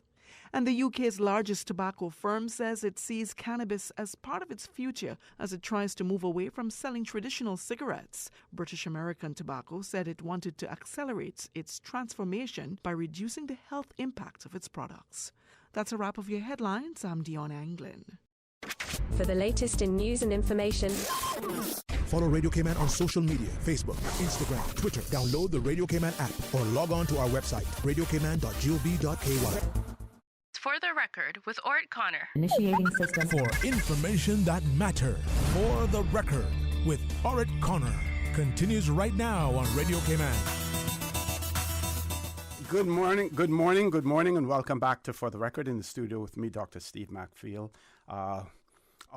For the last caller that we had, I just want to say that we're still trying to find any legislation that relates to the cemeteries. But I would say in the absence of it, and we're going to try to find it, would be that you pay for a vault. So in essence, you're the owner of that. So if someone were to desecrate it, steal something off it, they would be trespassing on your property as well. Yeah, but I think there must be something that covers everything. There's something that covers that, because I remember sometimes when I was younger that some people were charged with desecrating graves in the cemetery. Mm-hmm. And but I don't know what laws it was that they were charged with, because that was long time ago. But I think there is a cemeteries law.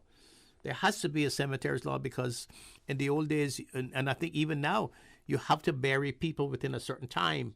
When after people die, you cannot bury people, like for instance, 9 o'clock at night or something. You have to the burial has to take place before sundown. It used to be at one point down, yes. A certain time. So there has to be a law, a guide that guides people to that, and that law would at least tell you what are the parameters in with people dealing with cemeteries and burials in a certain place and graves. But I don't know the exact law in which it applies to it. Okay. Going back to the Privy Council's decision, yes. I was able to read the article on Cayman News Service. Yes. I haven't read it on the Compass, and the reason for that is that I refuse simply to subscribe. Now, some people may say I'm being cheap. Mm-hmm. I simply refuse to subscribe, to pay a subscription fee to the Compass, yes, to read their articles on there. If they wanted people to have access to the news, it should be for free.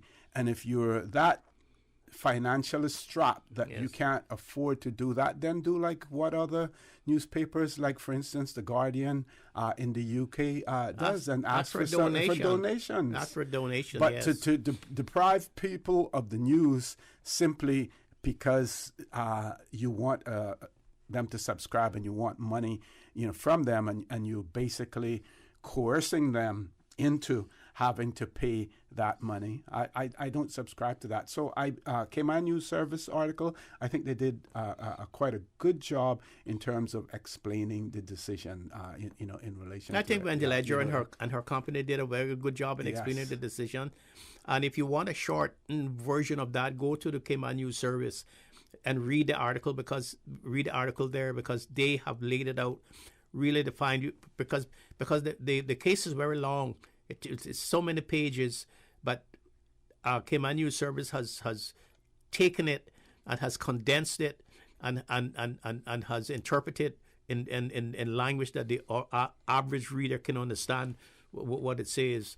But I am not pleased with the Privy Council decision. Although I am happy that they allowed the appeal and didn't throw the case out, but sending it back to the Grand Court again for a rehearing, where they will have to go over all of the substantive evidence again. That is not kosher, and that did not help the police association, the members of the police. And then when you read the case and the justification for the Privy Council saying it was not discriminatory against age, I disagree with that also. Mm-hmm. I think it was definitely an age discrimination case, but I guess the Privy Council had their reasons for saying that. Mm-hmm. And then they took the majority of the judgment is justifying that it was not a age discrimination case under Section 16 of the Bill of Rights, and they took just about one page to say it was unreasonable.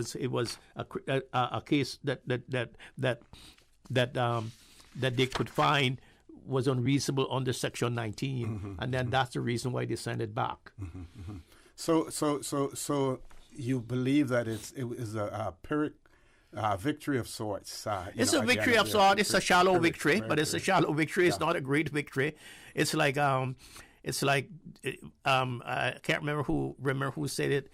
It's like firing your cannons without balls, mm-hmm, without cannon balls. That's, mm-hmm, firing the gunpowder, mm-hmm, without balls to make, mm-hmm, people believe that you still, mm-hmm, that you still have power. Mm-hmm. That's what it's like. Mm-hmm. And now the police association is going to have to go all over again, try their case all over again before a Grand Court judge, who will be in his hands and be in their hands, and then the Privy Council will say,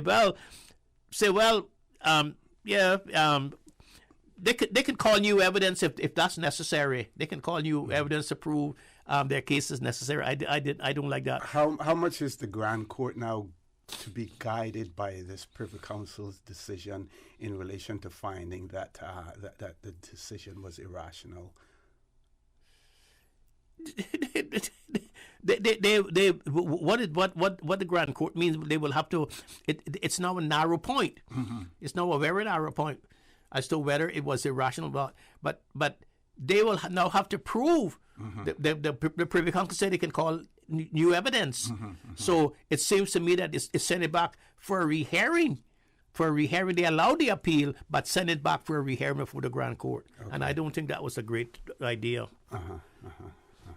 I mean, but all is not lost. It's just yes. What they really have to do now is to really get their case together for the Grand Court as well. Yeah, and I don't know what I would like to hear what other lawyers have to say about it, but that's my opinion. Okay, got you. Of the Privy Council. Yeah, we do have a caller. Caller, good morning. Welcome to For the Record.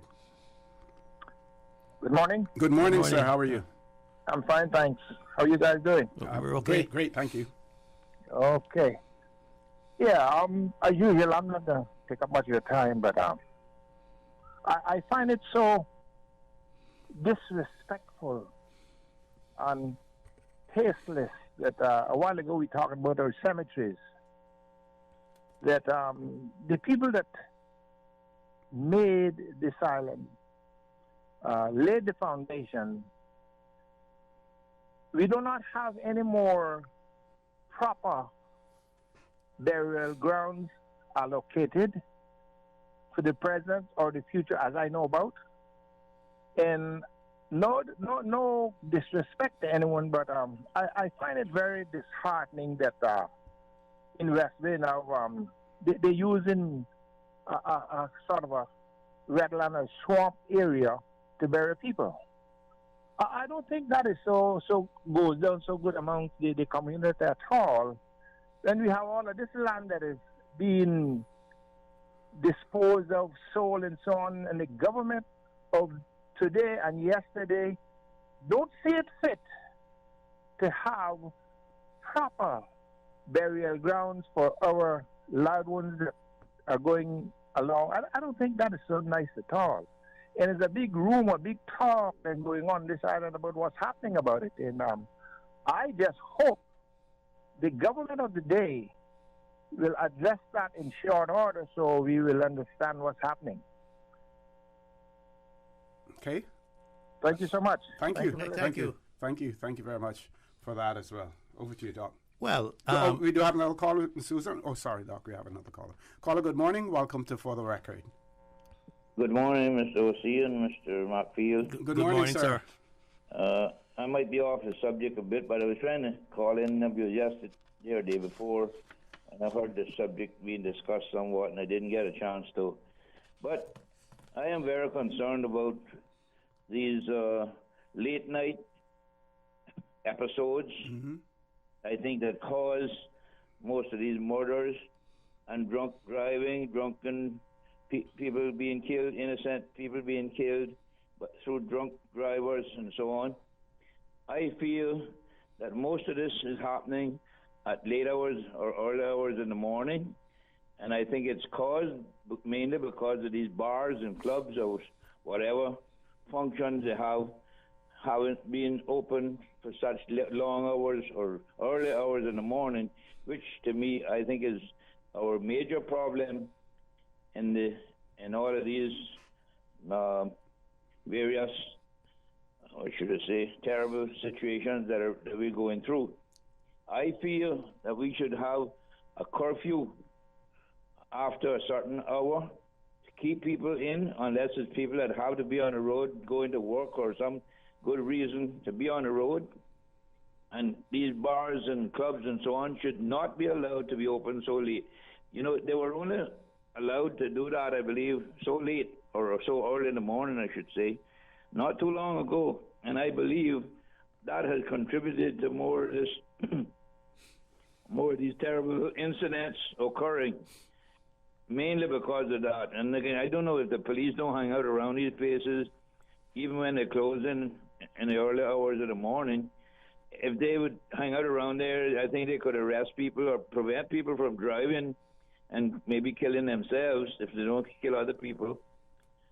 And it doesn't seem to be any concern, the liquor licensing board or whatever, whether they have the power. They must have the power to do what it did. But I feel that needs to be looked at, because I believe that's where a big percentage of our problem comes from. Mm-hmm. I don't know how you feel. So you think that there should be a curfew in terms of what should be open at a certain time, or just simply people or people being on the streets? I think it ought to be a curfew for people, keep people off the street. And if those places are closed, they won't need to be on the street. Mm-hmm. So I think we need to look at something to do that would curb this awful situation that we've been having here recently. I don't know why people feel they got to spend so many hours in a bar or a club or whatever. It's not my lifestyle, of course, but I guess other people, once it's available, they'll find customers or clients, whatever, to patronize the businesses. And I don't see any reason why people have to be in bars and clubs for those late hours in the night, or I could say early in the morning. And I believe that's the stem of the problem that we have with our major problem with these accidents and murders or attempted murders or robberies or whatever. I think that's food for thought for the government to look at if they want to curb some of this crime, that's awful crimes that have been happening. Mm-hmm, mm-hmm. I would imagine that if a state of emergency were to be declared, that something like that could occur, I think it would be legally challenging for the government, based on our Bill of Rights, to impose that. We see what, people started to complain about the curfews that we had in place in terms of COVID-19. And, some will say, you're going down a slippery slope. Yes. When you start to extend those powers of the government to other areas, then they will say, then if you allow that, then what next? They will tell you can only practice your religion on a Sunday as opposed to a Saturday or any other day that you choose. Where do you draw the line? I'm not saying it wouldn't be a challenge for the government, but you know what? Again, the Bill of Rights is nothing but bondage for us. And I've said that long before it was even enacted. And I think we need to look at some of the rights that are being taken away from us rather than penalizing people for doing nothing, I would say, just because it's in the Bill of Rights, or they're obligated to follow the international Bill of Rights, whatever, European Code or whatever. But we need to look at something to curb our problems and forget about the rest of the world. So true. So true. But Mr. Tommy, what I agree with you on is there should be more police visibility around these places, and I also would like to say, this is my opinion, that I think we are now saturated the country with enough liquor license premises. We don't need many more now. We have enough. Just about on every corner is 3 or 2 or 3 or 4, because where these matters occur, there's about 3 or 4 liquor licenses within quarter mile of each other. We've saturated the country now. I remember when I was growing up, there were only 2 liquor licenses in Cayman. 2 liquor licenses was in Cayman when I was growing up. Yeah. Albert Smith Bar and Captain Ben's Bar. And if you wanted to find your uncle or your father or your brother or something who could, as at a drinking age, you could go to one of those places and you would be there to find them. And there was a lot of police visibility. Now I don't see police at those bars. The police would be patrolling those places all the time, and if we are going to proliferate the bars and the liquor license and give everybody who applies to want a liquor license, then we need to have police presence, more police presence on the premises. And another thing that bothers me with our safety and security. There was an article in the paper a few days ago about the police finding a boat in South Sound submerged, and then they found drugs on it. But and then the story just ends there. Does the police have any view as whether the boat had anyone who was either local or foreign on it, and whatnot? And if so, they have any clue of whether those people are in the country illegally and whatnot? Because you see, you hear all kinds of things about people's houses being invaded and being tied up in their homes and things like that, and you wonder how far are people going to go, and how are you going to protect your rights to have a peaceful enjoyment of your home and your community? And so those are the things that bothered me, and I think that those things have to have more priority. And but I don't believe that you should curtail people's civil rights by curfews. Mr. Tom, I want to thank you very much for that, sir. We've gone way over time for a commercial break. Folks, please stay tuned for the record. We'll be back shortly. You don't always have to give up the food you love to live a healthier life. You just have to choose better to eat better. At Caribbean Bakery, we know that delicious, nutritious bread only uses a few ingredients that leads to better taste, better health, and an overall better experience. We focus on simple, quality ingredients while leaving out the bad ingredients that commercial bread brands are known for and can lead to illness. Feed your body, feed your family with 100% additive-free, freshly baked bread from Caribbean Bakery. And don't miss our hot bread Sundays, freshly baked loaves delivered to Mick Russ grocery store every Sunday morning. Caribbean Bakery, made Cayman fresh. West Bay, home to Barkas National Park, the touristy flair, a family community, a political powerhouse. From sports enthusiasts to car aficionados, affection for silver thatch rope. No matter how far you may venture, West Bay will always be where the heart is. Home will always be in West Bay. West Bay Pharmacy, caring for your home and your family. West Bay Pharmacy in Centennial Towers. Convenient, quality care is just around the corner. Make your house into a home.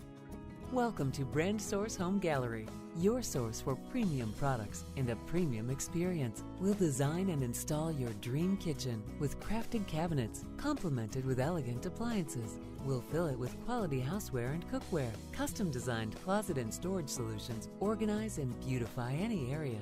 And with the finest bedding, you'll get a perfect night's sleep knowing Brand Source Home Gallery has everything you need to make your house a home.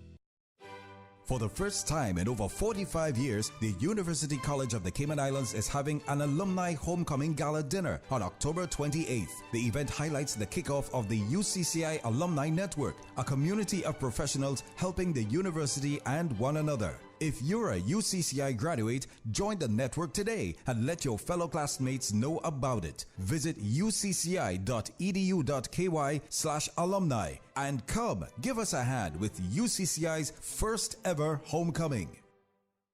This is an important public service announcement. The Commission for Standards in Public Life reminds all persons subject to the Standards in Public Life Act that they are required to submit their annual declarations by no later than Friday, the 30th of July, 2021. To determine if you are required under the Act to submit a declaration, visit standardsinpubliclifecommission.ky. Again, the deadline for submissions of declarations of interest via the online portal in accordance with the Standards in Public Life Act is Friday, 30th of July, 2021. For the record, with Ort Connor. Initiating system. For information that matters. For the record, with Ort Connor. Continues right now on Radio Cayman. Good morning. Welcome back to For the Record. In studio with me this morning, Dr. Steve Macfield. Miss Susan, any caller in hold? No callers? Okay. Based on Mr. Thomas' topic just now, I think that's a good way for us to segue into the we had questions about the whole COVID-19 vaccination program. We know that the government has done their best in terms of encouraging, enticing people to be vaccinated, and there's so much that the government can do. The private sector can do their part as well. And what was noted by when we had Dr. Lee and Dr. Brown in the studio was that the private sector is not they're not prohibited from requiring their staff to be vaccinated. No, they're not. There's no law that prohibits them from doing that. No. Nor to have requirements as far as their customers who enter their premises are concerned as well. Now, we see, and I'm prepared to talk about it or to mention it now because someone shared it with me before, but I see where it's out in the public domain that a particular company is now requiring their staff to be vaccinated or to keep their jobs. Yes. And I believe now we've reached a point where the government will continue to do what they can to get encouraged to get people to be vaccinated, but the private sector must step up to the plate now as well. My other observation would be, we're talking about at some point in time opening up our tourism industry. Are we ensuring that all of those persons who are employed in the tourism industry, that they are vaccinated?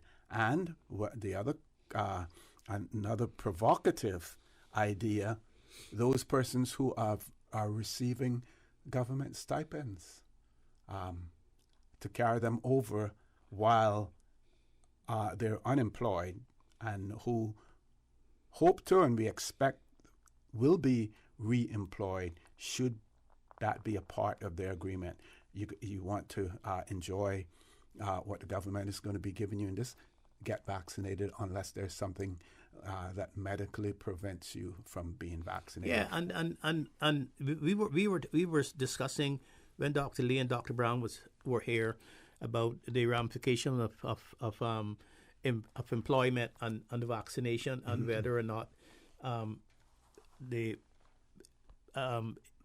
government could demand people who coming into the country to be vaccinated.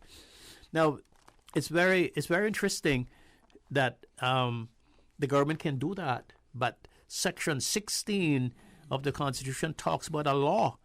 It says subsection that's a discrimination section, shall not apply to any law so far as the law makes provisions with respect to the entry into or exclusion from of the employment engagement in any business or profession, movement or residence within the Cayman Islands of persons who are not Caymanians.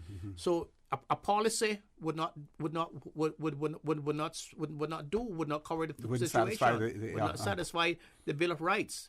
Would not satisfy what the government can do. It would have to be, the government would have to come back to the Parliament and pass a law that says, to the extent that all persons who are entering the country or who within the country are not Caymanians on working visas have to be vaccinated. There would have to be a law, not a policy. Okay. We know that there's a medical form that has to be completed for work permit holders. Yes. Right? And could they amend that form? Because the form, the form itself is forms a part of the is as a result of what the law says in terms of being medically fit or whatever. Could they amend the form and include on their vaccination, COVID-19 vaccination? That is possible. That is possible. But then they would have to do some sort of public relations to bring it to the attention of all the people now that there's a change. There's a change because you just can't do that and expect people to adhere to it. Okay. So there would have to be some sort of change, a policy change, and they could amend that. They could amend the provisions that relate to the health of the persons that coming in, which is the physical examination, X-ray, and all those kinds. They could add that onto it yes. as well. That no, in addition to having X-ray and HIV tests and all that kind of stuff, you have to have also COVID tests. They could add that onto it also, onto the law. But I don't know if maybe they can do that in the cabinet. I don't know. Okay. We have a caller, Ms. Susan. Okay, let's go to the phone lines. Caller, good morning. Welcome to For the Record. Good morning. Good morning. Good morning. Good morning, Mr. O.C. This is one of your senior Sea Scouts. And Dr. Steve, this is one of your neighbors from the Maryland days. Okay, yes, all right. How are you? Good morning, bless. Thank you very much. There were a couple of discussions, the last two callers, that I haven't heard all of your shows, so if you've already heard these solutions, let me know. I only tuned in, heard two callers, and it stimulated a couple technological solutions that I think we should consider. The best way I can describe it for the solution in terms of the challenge with cemeteries, because one gentleman called and said, that there's a problem of attempting to build cemeteries on, well, he called it swamp, but basically low-lying ground. The good news is that those technologies for dealing with that have been in use in New Orleans and in Key West from a long time ago. And it's a beautiful solution. I think they call them the oven vaults or something like that. But it's a beautiful way that they go about it. And it was started, I believe, in New Orleans, I believe amongst the Catholic community there. But it was a technology whereby an entire family, basically, in a nutshell, could occupy one vault size of footprint, and you could put the caskets in one of typically 3 slots, and there's a whole process to go through. I'd recommend look it up. It's a great solution when land is limited and land is low. And that's why we use it in New Orleans, and I've also seen it used in Key West. I imagine the technology being used elsewhere. And this technology goes back a long time, so it's quite achievable, very doable, very practical. That's one quick one. The other one was the last call, I believe, was very concerned about something that we ought to be concerned about. As opening hours go later and later, there could be the propensity, I haven't seen it proven, but there could be a propensity that perhaps more people may be then getting into a vehicle with blood alcohol levels higher than they should be. There's a technological solution I believe could be applied. If each of those licensed institutions could install one of those BAC analyzers, blood alcohol content analyzers. They make those suitable for the public where it's very hygienic. It's a good way to go. There was one, in fact, installed in a bar in Georgetown. And I don't know if it's still in use, but, you know, to avoid people putting themselves at risk, putting others at risk, when it was positioned close to the door. So if you had any doubt that... We're losing you there, caller. We're losing you. You're coming in muffled. Ms. Susan, I think for some reason, caller, are you still there? Yeah, we're going to take a commercial break, and hopefully we can clear up the communications issue we have with that. Caller, folks, please stay tuned for the record. We'll be back shortly. Health City is now open at Camana Bay, offering a wide range of specialties at our state-of-the-art Camana Bay Clinic. We are here to help you save time and feel better. We are open weekdays, weekends, and evenings for your convenience and are dedicated to reducing your wait time while improving your health. Friendly staff, expert care, lab services, and diagnostics in one convenient location from the hospital you know and trust. Health City at Camana Bay, within your reach.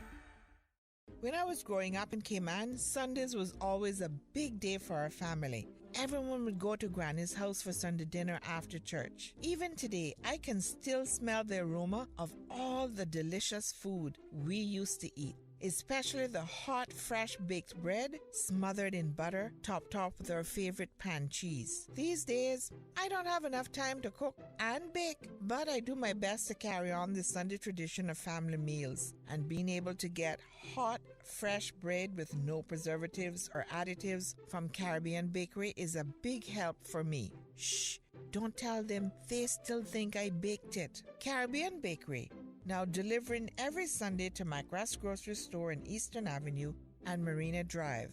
Caribbean Bakery, made Cayman fresh. The story of the new NOCO, Friday at 12:15 on Radio Cayman CI Retro Talk Today. The new NOCO, a modern Cayman Island ship of its era, departed Cayman July the 4th, 1936, 85 years ago, with 22 people on board, 14 passengers, and a crew of 8, never to be seen or heard from again. The new NOCO's story, 12:15 p.m. Friday on Radio Cayman. Brought to you by Thompson Shipping, a name synonymous with cargo and goods to and from the Cayman Islands. Let Thompson Shipping take care of your shipping needs. Thompson Shipping, 949-8044.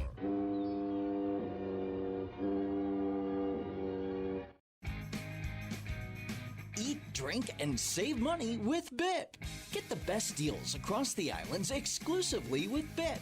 Introducing BIP Deals and Offers, home to the best money-saving coupons. And that's not all.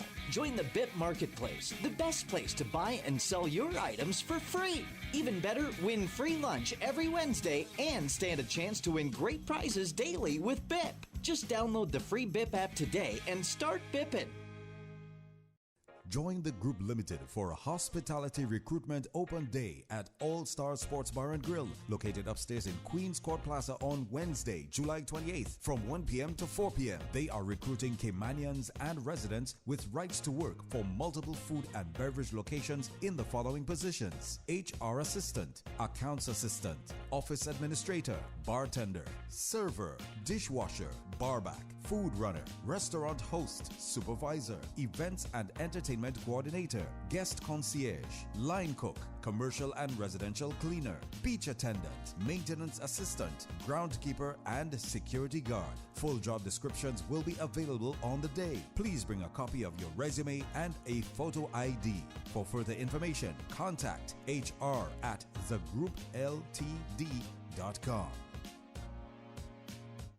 The Department of Education Services and the Public Health Department would like to inform parents that health screening for new students will take place during the summer until August 23rd across Grand Cayman schools. The Public Health Department will be visiting your district schools and will be contacting you regarding school health screening appointment. Health screenings will also continue during September and October for those children who are not screened during the summer. Celebrate Cayman is taking the Cayman Islands Seafarers Registry to local communities every Thursday from 4 to 7 p.m. until 5th August. Come out for a fun, family-friendly evening to learn about the Seafarers Registry, access complimentary health and wellness checks, share seafaring stories in the memory booth, enjoy seafaring-themed activities, socialize with seafarers, and more. The Celebrate Cayman Seafarers Registry Roadshow happening every Thursday from 4 to 7 p.m. until 5th August. Visit celebratecayman.ky for schedule and info. The Cayman Islands Seafarers Registry, Celebrate Cayman, the Lions Club of Grand Cayman, and the Department of Children and Family Services will be visiting the Cayman Turtle Center on Thursday, the 29th of July. For the record, with Ort Connor. Initiating system. For information that matters. For the record, with Ort Connor. Continues right now on Radio Cayman. Good morning. Welcome back to For the Record. I believe we have reconnected with the caller. Caller, good morning. Welcome back. Sorry about that. We just couldn't hear everything that you were saying. Good morning. I'm not sure what went wrong. My apologies. Can you hear me okay now? Loud and clear. Okay, good. Excellent. I just so you know, I did hear sound like some sort of garbling was coming through that I was receiving as well. Okay. Before the end of the call, so something was a little weird. I was just wanting to finish up by just saying that type of solution I was proposing for licensed institutions to have available, I believe, might help avoid people going on the road and being a danger to themselves and others. And as I said, I've seen it used. There was one establishment in Georgetown had it. I recall seeing it. And I don't see why that couldn't be incorporated in all the licensed establishments. And, and thereby avoid people who think they're okay going on the road, getting behind the wheel of a car when they shouldn't. Right. So those are just two suggestions. I'm happy to chat with you, at some other time about the two solutions. I know they're two very different things, but the caller did have concern while about the people driving under the influence and everything else, but the other criminal activity that may be associated with liquor license premises being open for so long, because sometimes you find situations where more than just liquor is being dispensed. Mr. Connor, that really does demand some good, I believe, monitoring, and if we are going to develop policies around that, policies, as any good policy, should be evidence-based. I would say anecdotally, it seems like lately there are a number of these incidents that have occurred late in the night, early in the morning. I wouldn't say that that's always been the case. Okay. And then there are certain locations that are almost like repeat offenders. Yes. Well, again, go on the evidence. Let your policy making be guided. Let the surveillance be guided. Let the policing be guided. Let the licensing be guided by the evidence. Okay, good point. All these things should be evidence based, and there should be by now a compiled set of data. I imagine the Royal Cayman Islands Police Service would be the first and probably best source of such a database that policymakers could study, and from that evidence determine, are there hours that are a problem, or are there locations that are a problem, or are there types of activities that are a problem?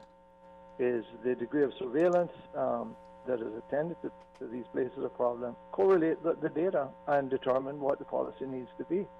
Yes, and caller, also in some jurisdictions I know where you have a liquor license board, and you have liquor license premises, they also have liquor license inspectors.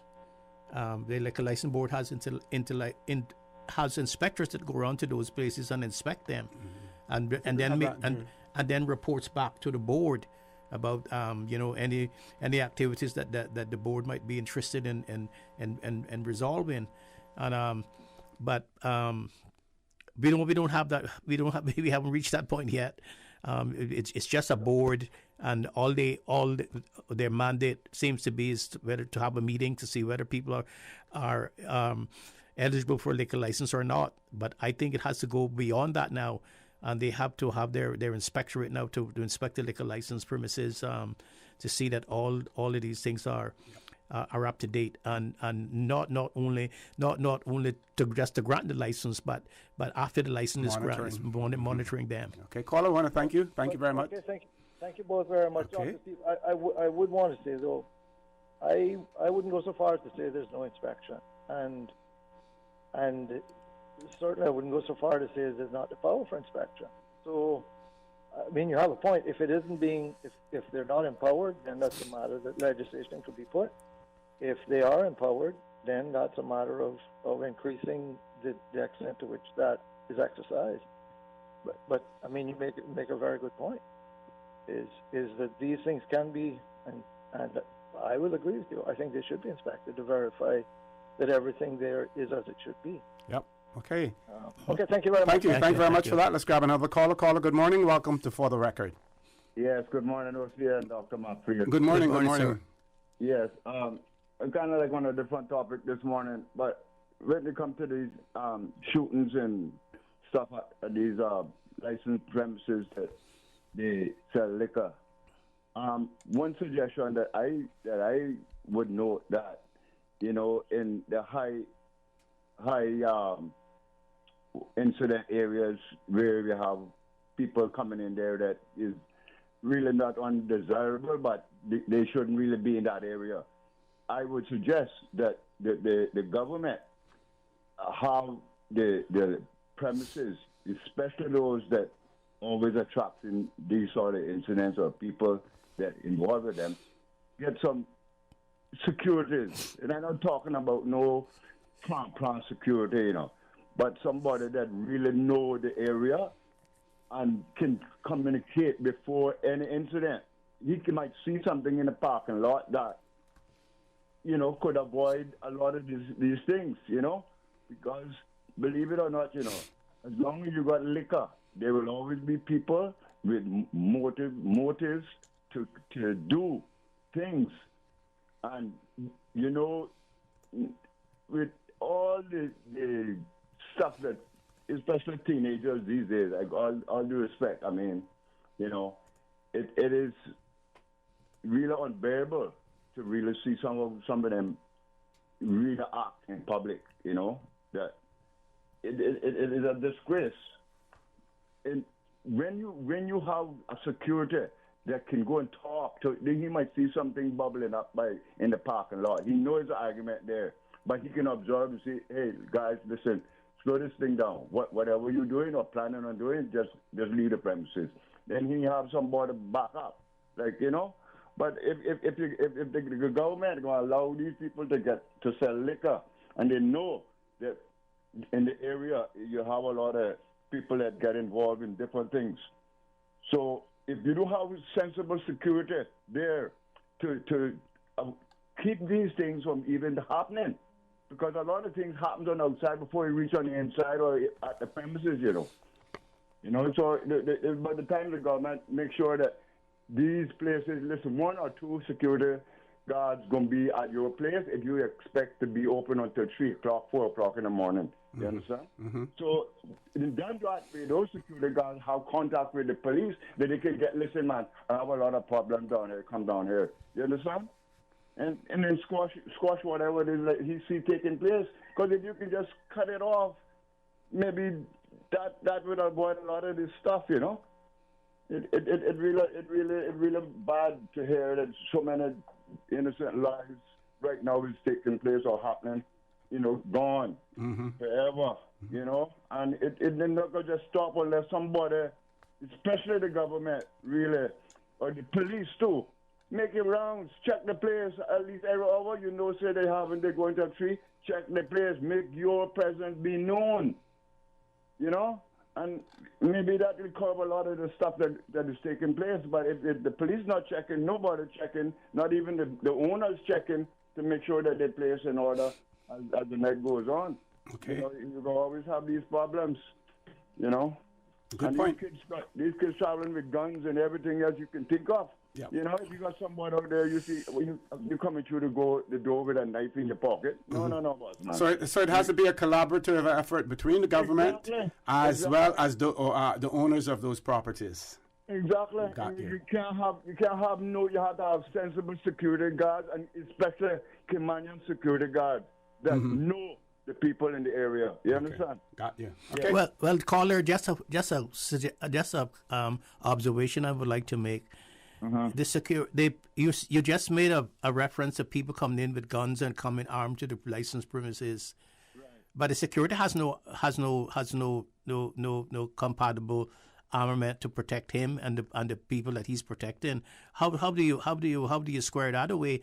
I always wonder when I go to the bank, for instance, and I see the security with the door and stuff. If there was a hold up in the bank, what would happen to the security guard? If there's an arm hold up in the bank, what would happen to the security guard? I lived in jurisdictions where they have bank security.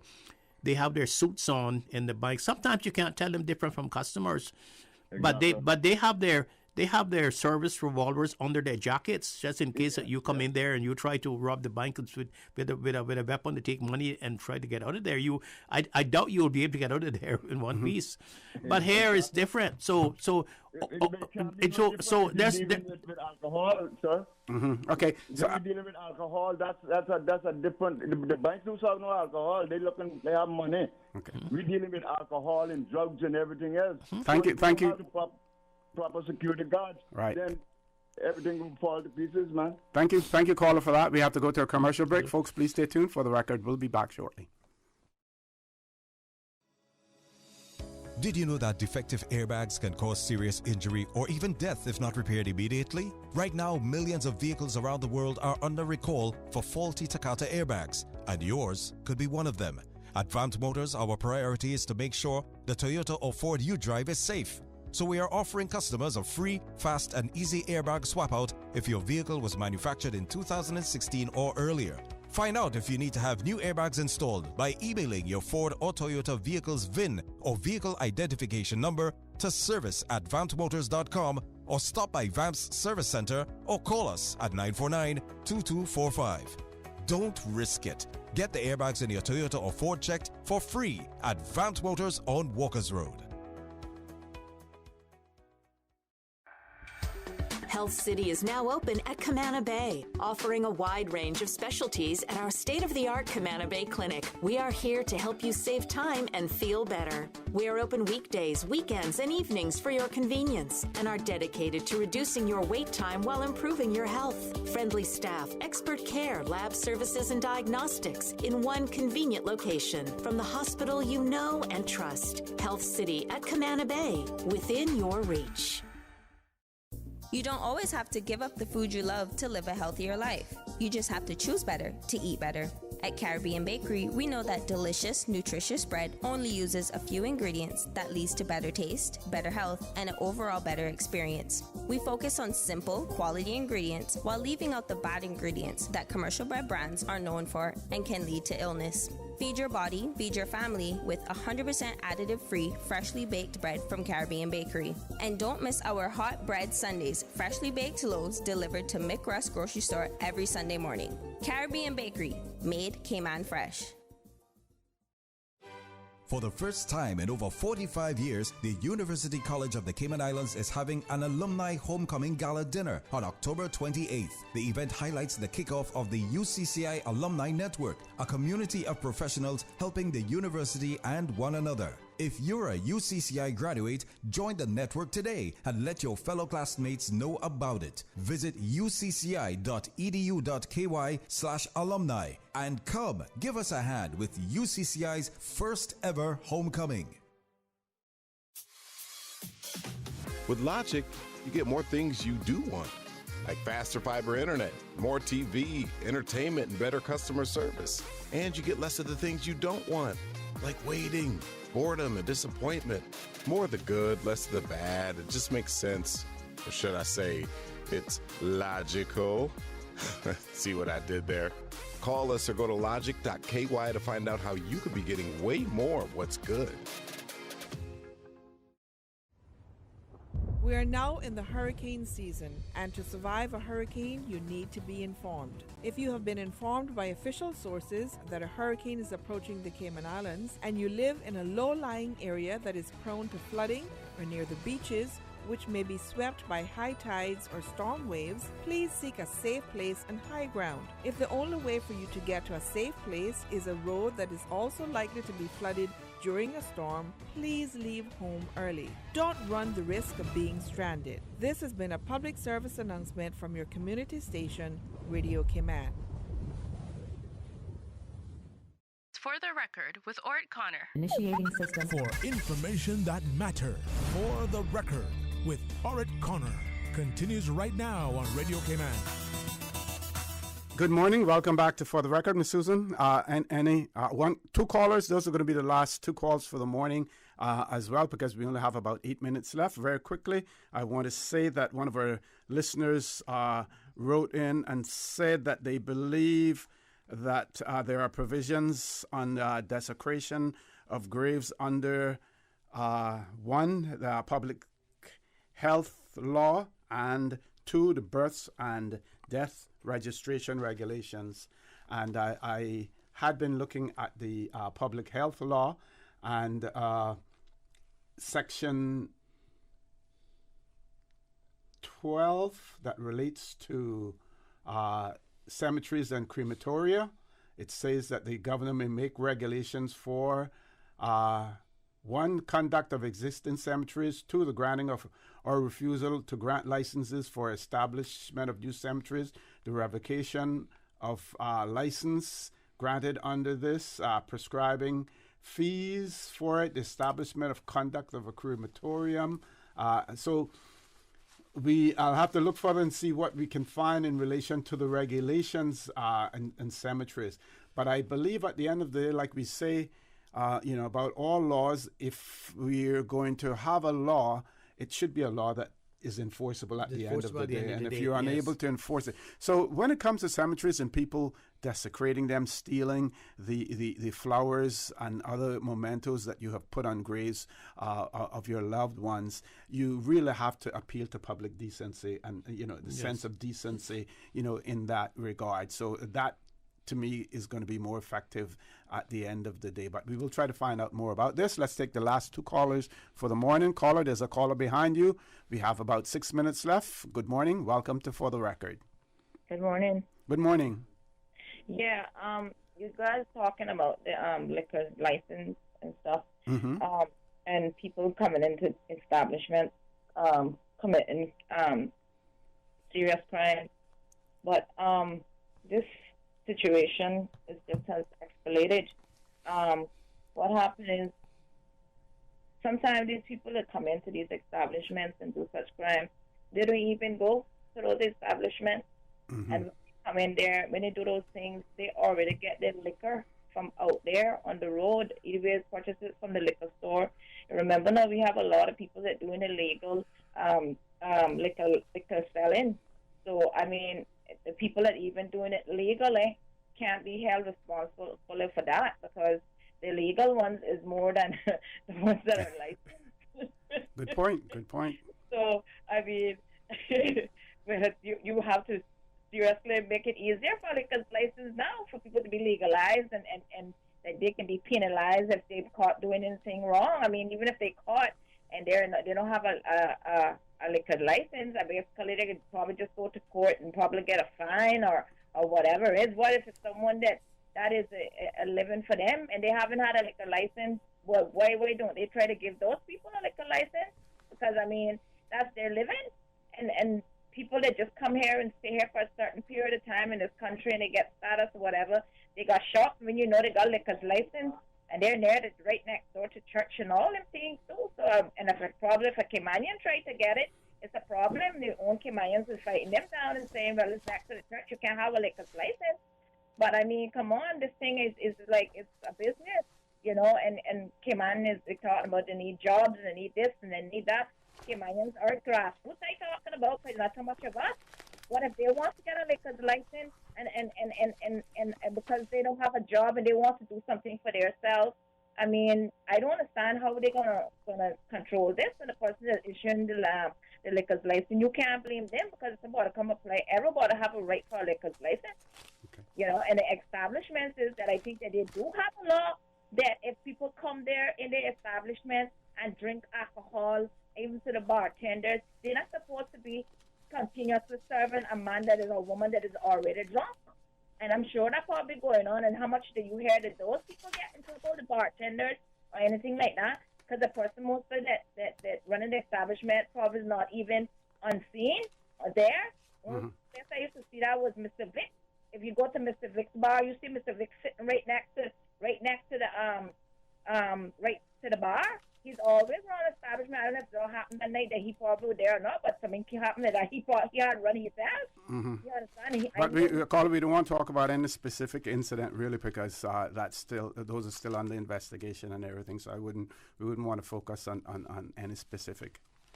I think the caller was being when he mentioned he was talking in general. Yeah, but what I'm saying is that it's not really no control over that situation. I mean, it's just something that's happening, locking down, curfew, this and that. It's not going to help because people that want to do crime, they'll come out in curfew too. Exactly. Yeah. I mean, okay. I don't know what to tell you about this situation. No, it's a complicated one. It's one that there's no just one simple answer to it. But we want to thank you very much for that. I want to give Dr. McPhail an opportunity for some closing comments because we only have about 2 minutes left. Doc? Well, I would just like to reply to what the caller just said. Mm-hmm. She said everyone has the right to a liquor license. I don't believe that. Everyone has a right to a liquor license. A liquor license, you can saturate an area with a liquor license, mm-hmm. and you can make it detrimental for an area to have liquor license. You have the right to apply for one. You have the right to apply, but you don't have the right to grant to have a liquor license.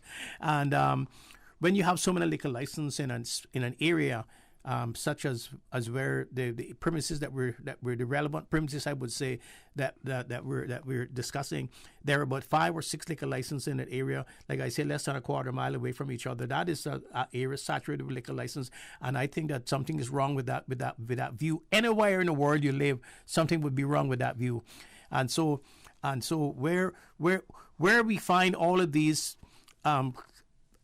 crimes escalating around liquor license premises, it's a message that is being sent, and I think that we have to understand what the message is, and we have to take precautions to interpret the message and to deal with it. We're not dealing with it. All we're doing is making excuses and excuses. Our society has gone so far from the way we wanted it to be. I remember when you couldn't have a liquor license within 1,500 meters, I think it was, or feet of a nearest church, with a nearest church, school or civic center. Mm-hmm. And then we abandoned that just because some other people wanted to be able to drink, and we didn't keep to those kind of regulations.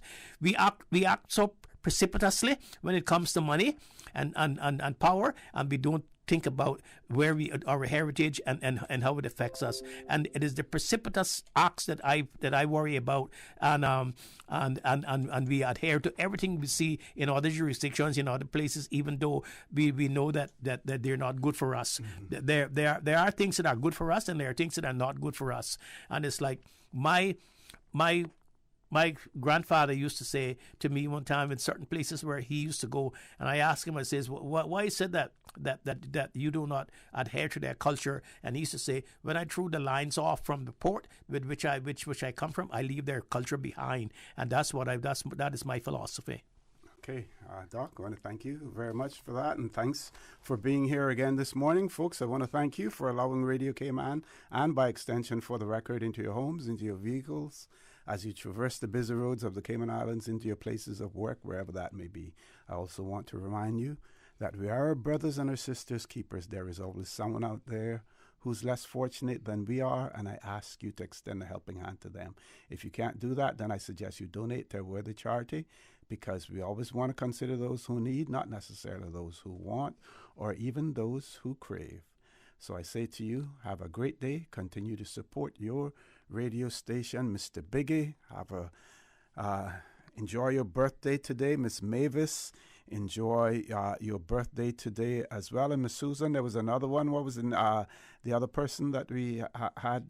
Mr. Rudy Miles. So Miss Mavis, Mr. Rudy Miles, Mr. Biggie, Shalette, enjoy your birthday today. And as usual, we ask the good Lord to bless these three beautiful, wonderful Cayman Islands.